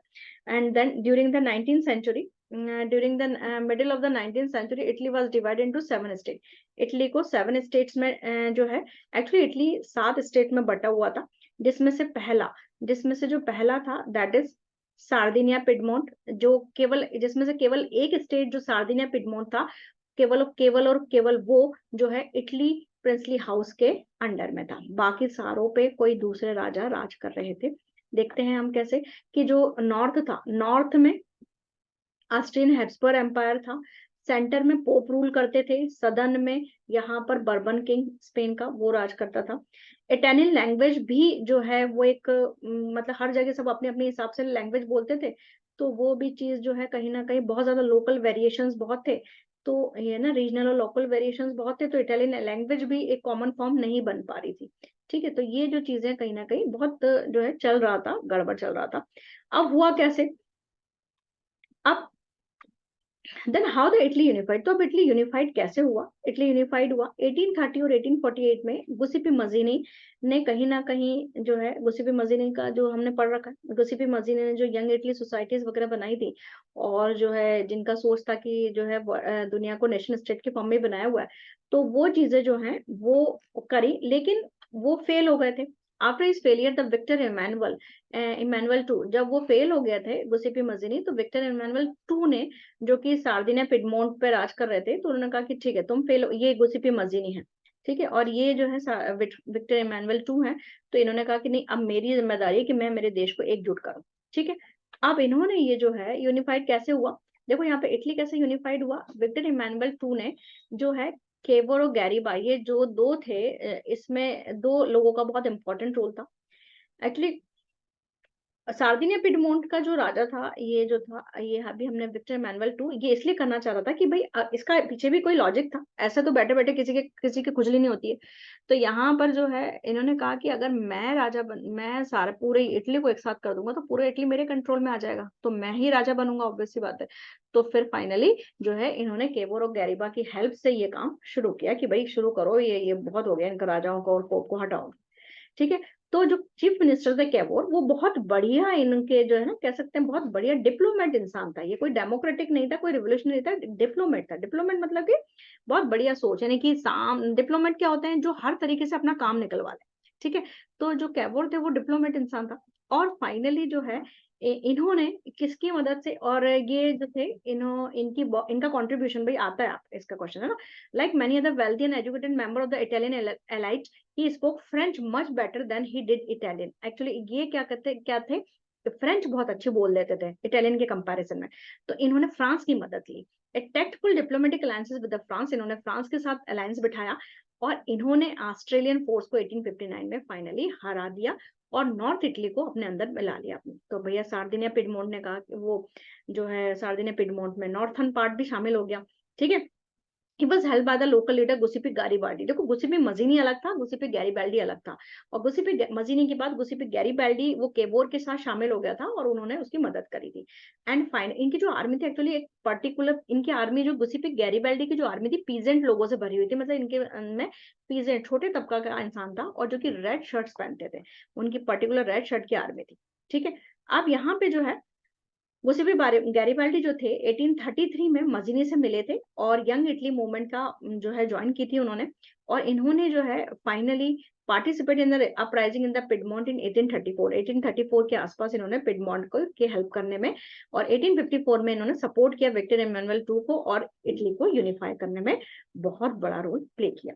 ठीक है, तो देखो नॉर्थ इटली किसकी मदद से आ गया, फ्रांस की मदद से आ गया। फ्रांस को किस साथ सेटिंग किसने बिठाई थी, वो जो आपका कैवोर था। ठीक है, गुसिपी गैरिबाल्डी जो था, इन्होंने जो है बहुत सारे ऐसे, apart from the regular troop, large number of the arm volunteer under the leadership of the Giuseppe Garibaldi join the fray, और जो है आर्मी को इन्होंने आर्मी आएगा एक्चुअली यहाँ पे, है ना। 1860 दे मार्च, अब क्या हुआ 1860 में वो साउथ इटली की तरफ बढ़े, और जो kingdom of two Sicilies and succeeded in the winning the support of the local peasants. अब जो है लोकल पीजेंट्स की मदद से इन्होंने जो सिसिलीज वगैरह जो एरिया था उसको भी शामिल कर लिया और साउथ इटली भी शामिल हो गया। 1861 में जो है विक्टर इमैनुअल जो था उसने फाइनली, देखो नॉर्थ आ गया साउथ आ गया, अब यहाँ पर जो है 186 इधर तो गैरीबाल्ड और जो है सार्डिनिया पिडमोंट तो था ही साथ में। 1861 के जो था उन्होंने भाई 1861 के आसपास जो है इमैनुअल टू ने अपने आप को राजा घोषित कर दिया, पूरे जो इटली यूनिफाइड हो गया था। 18 अभी भी पोप ने हार नहीं मानी थी। 1870 तक जो है पेपल जो स्टेट था यानी कि जो पोप के अंडर में था, उन्होंने कहा कि भाई अब हम क्या ही लड़ेंगे, हम शामिल हो जाते हैं। 1861 से 1870 तक तो संघर्ष हुआ, लेकिन वो फाइनली शामिल हो गए। ठीक है, अब यहाँ पर जो है unification of Italy versus making of Italy, भाई कोई भी देश जो है वो एक साथ आ जाना, इट डजंट मीन कि भाई वो उसमें भावनाएं भी वैसी हो गई हैं। However, much of the Italian population, among whom rates of the illiteracy were very high, remained blissfully unaware of the liberal nationalist ideology. Actually Italy में क्या था कि ये जो जितने भी पीजेंट लोग थे, भाई हमने कहा कि पीजेंट लोग थे शामिल रेड शर्ट पहने हुए, तो हालांकि थोड़े इलिटरेट लोग थे, थोड़े नहीं बहुत इलिटरेट थे, ये समझ नहीं पा रहे थे हो क्या रहा है। बस उन्होंने कहा कि भाई गैरीबाल्डी ने बोला कि मारना है मारना है, ठीक है, जिसने गजीनी मजीनी बोल रहा है मारो मारो, ठीक है। The peasant masses the peasant masses that support the Garibaldi in southern Italy had never heard the Italia believed that the La Talia as a Victor Emmanuel wife। Actually होता था क्या था कि भाई वो जब जोर शोर से नारे लगाते थे ना, जैसे हम बोलते भारत माता की जय भारत माता की जय, तो ऐसे ये लोग नारे लगाते थे ला तालिया, ठीक है, जब इकट्ठे होते थे तो ला तालिया, वो लोग पीजन भी ला तालिया से जोर जोर से बोलते थे, तो उनको लगता था कि ये रानी जो है विक्टर इमैनुअल की जो बीवी है यानी रानी का नाम ले रहे हैं, तो इसलिए वो जोर शोर से लगाते थे। तो ये एक इलिटरेसी का एक वो बताया हुआ है कि हालांकि उनको वो मर मिटने को तैयार है, लेकिन उनको ये समझ नहीं आ रहा है कि वो क्या रहा है। ठीक है, अब एक स्ट्रेंज केस हमें ब्रिटेन में देखने को मिला। स्ट्रेंज केस बिल्कुल इसलिए देखते हैं हम कि ब्रिटेन में क्या, भाई ब्रिटेन पूरे पूरे वर्ल्ड पे राज किया कैसे किया, आप देख लेते हैं। एक्चुअली हमने कहा कि इंग्लैंड में बहुत पहले ही नेशनल वो इंडस्ट्रियल रिवोल्यूशन आ चुका था, तो उससे क्या हुआ कि जब नेशनल रिवोल्यूशन आया तो जो है ये बहुत पहले ही जो है अपने आप को यूनाइटेड बना चुके थे। In the Britain the formation of national state was not the result of sudden appeal और revolution, it was the result of the long drawn process. मतलब कि कोई क्रांति नहीं हुई है, धीरे धीरे उन्होंने करते करते खुद ही मिला लिया। In 18th century there was a 4 ethnic group. अब 18th सेंचुरी के आसपास 4 ग्रुप्स थे, English group, Scottish group, Irish group और Welsh group. The English nation England state drew in the wealth important industrial revolution. देखो English nation था, है ना, English nation था और वहां पर पैसा बहुत आ गया था। क्यों? क्योंकि इंडस्ट्रियल रिवोल्यूशन था और पैसा आएगा तो पावर आएगी, जिससे वो दूसरे देशों को इन्फ्लुएंस करने लग गए थे। ठीक है, वहां से चीजें इकट्ठी करने लग गए थे वहां। अब क्या हुआ कि देखो यहाँ पर अगर हम देखें कि ये जो इंग्लैंड है, इंग्लैंड के पास जो है वेल्स है, वेल्स तो बहुत पहले ही इंग्लैंड में मिल चुका था। ठीक है, वेल्स तो बहुत पहले ही मिल चुका था। फिर स्कॉटलैंड, धीरे धीरे आयरलैंड, ये सारे पार्ट भी मिले। ठीक है, अब वो कैसे मिले वो हम देख लेते हैं। यहाँ पर इंग्लिश पार्लियामेंट ने क्या करा, इंग्लिश पार्लियामेंट ने जो है पावर सीज कर दी इंग्लिश। और इंग्लिश पार्लियामेंट में किसका बोलबाला था? इंग्लिश पार्लियामेंट में वही मिडिल क्लास एलाइट लोग थे। ठीक है, मिडिल क्लास एलाइट क्यों थे? क्योंकि वही रिवोल्यूशन भरा हुआ था। ठीक, तो 1688 के आसपास उन्होंने मोनार्की से पावर सीज कर ली कि भैया हमको दे दो, बेटर ऑप्शन है। And with England it centre the came to be forge, और फाइनली इंग्लैंड ने जो है जो डेमोक्रेटिक रूल लगा दिया। उसके बाद यहाँ पर जो है 1707 में एक एक्ट ऑफ यूनियन वो लाए। इसके अलावा आयरलैंड का इंकॉर्पोरेशन कैसे हुआ वो हम बात करते हैं अभी। तो यहाँ पर क्या हुआ है कि एक्ट ऑफ यूनियन के तहत जो है स्कॉटलैंड, इंग्लैंड ने स्कॉटलैंड को मिला दिया। स्कॉटलैंड को कैसे मिला दिया जरा देखते हैं हम। ये देखिए यहाँ पर जो है ये स्कॉटलैंड है ना, ये आपको दिख रहा है, ये स्कॉटलैंड, ये भी इन्होंने अपने अंदर ले लिया। वेल्स को तो पहले ले चुके थे और फिर यहाँ पर स्कॉटलैंड को भी ले लिया। ठीक है, अब यहाँ पर क्या हुआ कि एक्ट ऑफ यूनियन के तहत, ये पूछते हैं भाई कौन से एक्ट के तहत मिलाया गया, तो इंग्लैंड और स्कॉटलैंड ने को मिलाया गया और finally United kingdom of great Britain बन गया। ठीक है, अब यहाँ पर क्या हो रहा था कि जो England was able to impose its influence on the Scotland as growth of a British identity systematically suppress the Scotland destructive culture and political institution. अब देखो किसी भी देश को आप अपने अंदर मिलाओगे तो ऑब्वियसली वहां का जो कल्चर है वो तो वो लोग बोलेंगे ही ना। तो स्कॉटिश कल्चर जो था, स्कॉटिश हाईलैंड जो कल्चर जो था, ये स्कॉटिश लोग जो थे वो बार बार सर उठाते थे, लेकिन वही टेरिबली रिप्रेस कर दिया जाता था और फाइनली उनके जो है इंडिपेंडेंस को खत्म कर दिया गया। इसके अलावा जो स्कॉटिश लैंग्वेज, गेलिक लैंग्वेज थी, वो भी बिल्कुल मना कर दी गई। और उनको जो नेशनल ड्रेस, जो स्कॉटलैंड के नेशनल ड्रेस कैसी होती थी, ऐसे लंबे लंबे वो ऐसे लंबी लंबी ड्रेसेस, वो झोले टाइप से ड्रेसेस पहनते थे, वो भी मना कर दिया गया, कुछ नहीं पहनोगे, हमारे हिसाब से रहोगे, अब हमारे अंदर आ चुके हो, ठीक है। तो वो कहीं ना कहीं फाइनली स्कॉटलैंड फिर फाइनली अलग हो ही नहीं पाया। अब यहाँ पर जो है आयरलैंड का इनकॉर्पोरेशन कैसा हुआ। आयरलैंड के इनकॉर्पोरेशन में इन्होंने चाल चली थोड़ी सी। एक्चुअली क्या हुआ था कि आयरलैंड में दो तरह के क्रिश्चियंस थे, कैथोलिक्स और प्रोटेस्टेंट। इंग्लिश लोगों ने क्या करा, इंग्लैंड के लोगों ने इंग्लैंड की आर्मी ने प्रोटेस्टेंट लोगों की मदद करी, आयरलैंड के जो प्रोटेस्टेंट लोग थे उनकी मदद करी, ठीक है। Catholic revolt against the British domination were suppress, और कैथोलिक रिवोल्ट जो हो रहा था उसको खत्म कर दिया गया। और this revolt lead by the Wolfe Tone, ये वॉल्फ टोने का डायग्राम है ना, ये डायग्राम के मतलब पिक्चर है। And United Irishman for Catholics Ireland fail, और फाइनली जो ये रिवोल्ट हुआ 1798 के आसपास, तो उस तक तो इन्होंने फिर फाइनली जो है सारे विद्रोह दबा दिए। Ireland was possibly incorporated into United Kingdom in 1801, और फाइनली 1801 में आयरलैंड को भी मिला दिया गया। तो 1707 में जो है आपका स्कॉटलैंड मिलाया एक्ट ऑफ यूनियन के तहत, और उसके बाद 1801 तक इन्होंने आयरलैंड को मिला लिया। अब थोड़ा सा ये है कि दूसरे की भावनाओं को भी ख्याल रखना पड़ेगा। तो यहाँ पर जो है ब्रिटेन ने क्या करा, यहाँ पर कि जो है ब्रिटेन ने ये जो नेशनल फ्लैग थे उसको अगर आप देखो, तो देखो इंग्लैंड का ऐसा था, स्कॉटलैंड का ऐसा था। तो ये जो ब्लू कलर की जो है ना, ये जो ब्लू कलर के वो है, एक सेकंड, हाँ, ये जो ब्लू कलर के इस तरीके जो है ना, तो उन्होंने अपने फ्लैग में थोड़े थोड़े देखो ऐसे ऐसे दिखा दिए, ठीक है, अपने अपने फ्लैग में थोड़े थोड़े से उनके इंक्लूड कर लिए, ब्लू वाले दिख रहे हैं, है ना। अब यहाँ पर जो ये ब्लू कलर वाला, ठीक। अब और आयरलैंड का ऐसा था, तो इन्होंने फिर अपने ये जो प्लस का साइन था उसमें फिर ये ऐसा भी ऐड कर लिया। तो देखो फाइनल जो फ्लैग बना 1800 में, वो इस तरीके का फ्लैग बन गया। तो कि भाई सभी की भावनाओं को शामिल करते हुए इन्होंने जो है इस तरीके का कोऑर्डिनेशन बिठाया।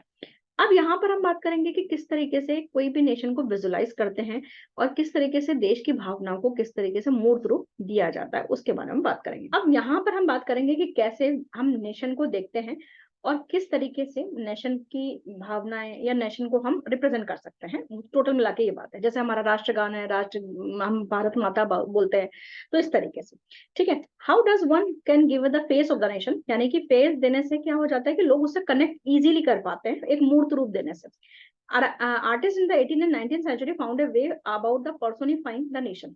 मतलब 18th और 19th सेंचुरी जो कि इतना बड़े हलचल का टाइम था, तो लोगों ने नेशन को एक पर्सोनिफाइंग किया। पर्सोनिफाइंग मतलब कि एक मूर्त रूप दिया ताकि लोग उससे जो है कनेक्ट कर पाए। Nation were them portrait as a female figure, उन्होंने एज अ फीमेल फिगर इसको पोर्ट्रेट किया, क्योंकि हम जैसे अपनी मदर से, एक बच्चा जो होता है एक मदर से बहुत ज्यादा कनेक्टेड होता है, तो सेम उसी तरीके से कि जैसे आप अपने मदर से कनेक्टेड है, वैसे ही आप नेशन से कनेक्ट हो जाइए। It is sought to give an abstract idea of the nation as a concrete form, और वो नेशन को एज ए कॉन्क्रीट फॉर्म मतलब एक मूर्त रूप में लेके आए। The female figure become an allegory for the example of French revolution. Artist use the female allegory to portray the idea of liberty, justice, republic. तो ये ध्यान रखिएगा, पूछते हैं कि एलिगोरी के थ्रू जो है कौन सा आइडियाज को फ्रांस में जो है प्रोवोक किया गया, इंड्यूस किया गया, that is liberty, justice and Republic. तो एलिगोरी क्या है? When an abstract idea, for instance, a greed, envy, freedom, liberty, it is expressed to a person or anything, an allegorical story of two meaning, one literal and symbolic। मतलब कि हम जो है इसको symbolic form दे रहे हैं, एक literal meaning है इसका कि हम जो है देश को मूर्त रूप दे रहे हैं, ठीक है। अब यहाँ पर जो है एलिगोरी ऑफ जो है फ्रांस की, वो है मैरियाना। ये यहाँ पर इसने रेड कैप पहना हुआ है, और याद रखिए कि फ्रांस का कौन सा जो नेशनल फ्लैग है वो है ब्लू व्हाइट, उसका ट्राई कलर फ्लैग है, ब्लू व्हाइट एंड जो रेड, तो कि यहाँ पे रेड कैप है और ये ब्लू है और बीच में इसका स्किन कलर है, ठीक है। तो ये नेशन के लोगों से जोड़ने का तरीका है। Her characteristic but drawn from those of the liberty and the republic. मतलब ये रिपब्लिक यानी कि रिपब्लिक, सॉरी लिबर्टी को, रिपब्लिक नहीं liberty, from those of the liberty and the republic, यानी कि लिबर्टी और रिपब्लिक को दर्शाती है। ठीक है। और ये statue of Marianne Marianne was erected in the public school to remind the public of the national symbol of the unity to pursue them to identify with it. और यानी कि ये स्कूलों में भी एस्टैब्लिश की गई ताकि बच्चे भी बच्चों में बचपन से ये भावना फैले कि हमारा देश इस तरीके का है और हमें देश की भावनाओं से जो है जुड़े रहना है। और मैरिया ने image for marked on coins and stamps, और कॉइन्स और स्टैम्प्स पे भी लगाए गए ताकि लोग जो है हर जगह उसको देखें तो कनेक्ट कर सकें। जर्मनी की जो एलिगोरी है दैट इज जर्मेनिया। इसमें देखो, अगर आप ये देखोगे तो ये ओक ट्री है, ओक ट्री का, ओक लीव्स का वो जो है वो एक क्राउन पहने हुए हैं। ये German oak stand, she was a crown of the oak leave. और जो है जर्मनी में ओक जो है स्टैंड करता है हीरोइज्म को, मतलब वीरता को। First time use in the liberal Frankfurt parliament, और इसको सबसे पहले फ्रैंकफर्ट पार्लियामेंट में यूज किया गया था। ठीक है। अब यहाँ पर जो है नेक्स्ट अब हम देख लेते हैं, ये जो है आपका, ये इस तरीके से कुछ कुछ जो चीजें सिंबलाइज की हुई है यहाँ पर। देखो ब्रोकन चेन, यहाँ पर जैसे ये ब्रोकन चेन है ना, ये ब्रोकन चेन है। तो ब्रोकन चेन मतलब कि फ्री होना। Breast plate with eagle, eagle देखो यहाँ पर एक ये ईगल बना हुआ है, ये ईगल बना हुआ है ब्लैक कलर का, है ना, ईगल बना हुआ है, ये स्ट्रेंथ का प्रतीक है। ओक ट्री ओक लीव्स जो है हीरोइज्म का प्रतीक है। स्वॉर्ड यानी कि जो ये तलवार बनी हुई है, ये तलवार जो है यानी फाइट के लिए, रेडनेस टू द फाइट मतलब बिल्कुल लड़ने के लिए, युद्ध के लिए, हम लोग वॉर के लिए हमेशा तैयार है।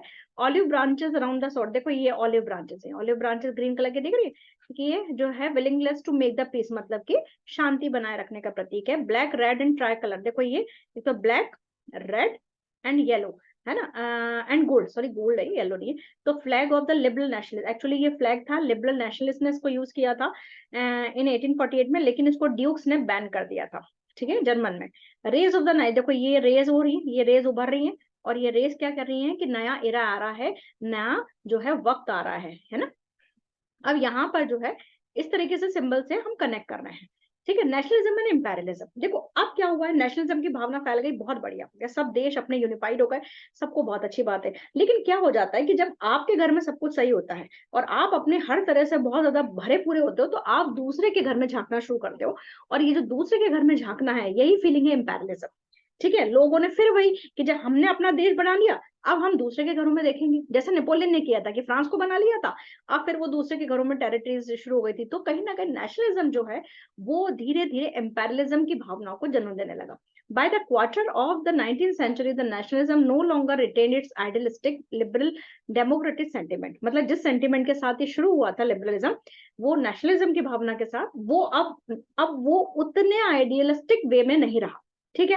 क्यों? क्योंकि वो धीरे धीरे अब nationalist groups become increasingly intolerant of each other, मतलब अब हर देश आगे बढ़ गया था, हर देश यूनिफाइड हो गया था, तो एक दूसरे को देख के जल रहा था, दूसरा तीसरे को देख के जल रहा था।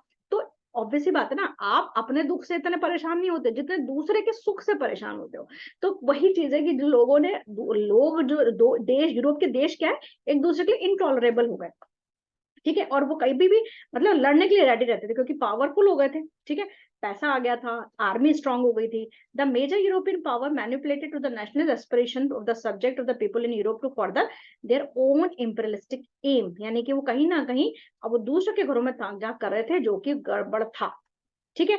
इसके लिए सबसे अच्छा एग्जांपल है बल्कान का एरिया। 1871 में ये कॉन्फ्लिक्ट हुआ जो कि फाइनली जो है वर्ल्ड वॉर को जिसने जन्म दिया। अब देखो बल्कान का एरिया क्या होता है, it is a region of the geographical and ethnic variation comprises the modern day Romania. अब इसके अंदर क्या क्या एरिया है, Romania, Bulgaria, Albania, Greece, Macedonia, Croatia, Bosnia, Herzegovina, Slovenia, Serbia, Montenegro, ये सारे एरियाज इसके अंदर शामिल है। अब क्या हुआ है, इनहेबिटेंट, और यहाँ के इनहेबिटेंट्स क्या कहलाते हैं बल्कान के एरिया के, ये स्लाव्स कहलाते हैं। ठीक है। स्लाव्स कहलाते हैं। अब हुआ क्या कि ये जो बल्कान का एरिया है, अगर आप देखोगे इसको, तो बल्कान के एरिया के साइड में बहुत ज्यादा अच्छा सी रूट है। अगर सी रूट है तो क्या होगा, कोस्टल एरियाज अच्छा है, तो वहां पर जो है व्यापार के लिए बहुत अच्छा, जो है ट्रेडिंग के लिए बहुत अच्छा एरिया है। तो large part of the Balkan was under the control of the Ottoman empire. मतलब कि जो बल्कान का जो इतना सारा पार्ट जो अभी हमने बताया, ये जो है काफी, इसका काफी पार्ट जो है वो ऑटोमन एम्पायर के अंडर में था। The spread of the ideas of the romanticism nationalism in the Balkan together with the disintegration of Ottoman empire made this region very explosive. अब क्या हुआ, देखो जैसे अभी देखो यहाँ पर अगर मैं बात करूं कि इसका जो ग्रीस वाला एरिया था, देखो इस बल्कान का ग्रीस वाला एरिया है, ये ग्रीस वाला, ये ग्रीस वाला एरिया है, ठीक है। तो इसका मतलब ये है कि बल्कान से जो है ग्रीस, अभी हमने देखा था ना 1832 के आसपास जो है ग्रीस अलग हो गया था। तो जैसे जैसे ऑटोमन एम्पायर की पकड़ कमजोर हो रही थी, तो सारे जो उसके ये बल्कान वाला जो रीजन है, इससे जो है ये सारा जो है अलग होते जा रहे थे, ठीक है। और कहीं ना कहीं ये चीज एक्सप्लोसिव होने लग गई थी। The area become more serious source of the nationalist tension in the Europe after 1871 और 1871 के आसपास आते आते तक तो कंडीशन बहुत ज्यादा क्रिटिकल हो गई थी, ठीक है। अब इसमें हुआ क्या, अब एक्सप्लेन करना है इसको। बल्कान कॉन्फ्लिक्ट पे क्वेश्चन आता है।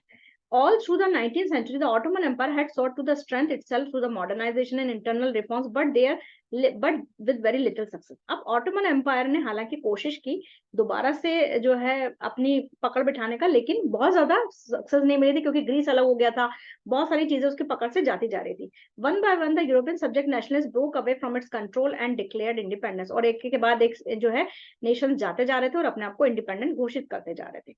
The Balkan people based their claims for the independence and political right on the nationality and used the history to prove that they once been independent but had been subsequently been subjected for by foreign powers. और कहीं ना कहीं जो है Balkan का जो area था, ये जो है Balkan people were based their claims for independence और political rights और nationality and use history. इन्होंने बल्कान के लोगों ने क्या करा कि जो है वो कहीं ना कहीं इंडिपेंडेंट जो है होने की कोशिश करने लगे। Hence, the rebellious nationality in the Balkan through the struggle of the attempt to win back their long last independence. और धीरे धीरे क्या हुआ कि वो जो इंडिपेंडेंस थी वो कहीं ना कहीं उनको मिलने लगी, मतलब वो चाह रहे थे कि अब हम अब इंडिपेंडेंट हो जाए, ठीक है। Balkan area of intense conflict, अब इससे क्या हुआ कि भाई सारे देश, एक्चुअली क्या हो रहा था कि बल्कान के एरिया, हमने कहा कि सी रूट वाला एरिया, तो सभी देशों की नजरें, सभी यूरोपियन कंट्रीज की नजरें उस पर थी कि यार ये हमको हमारे अंडर में आना चाहिए, ठीक है। तो क्या हुआ था कि धीरे धीरे ये चीजें कहीं ना कहीं एक बड़ी राइवलरी का कारण बना।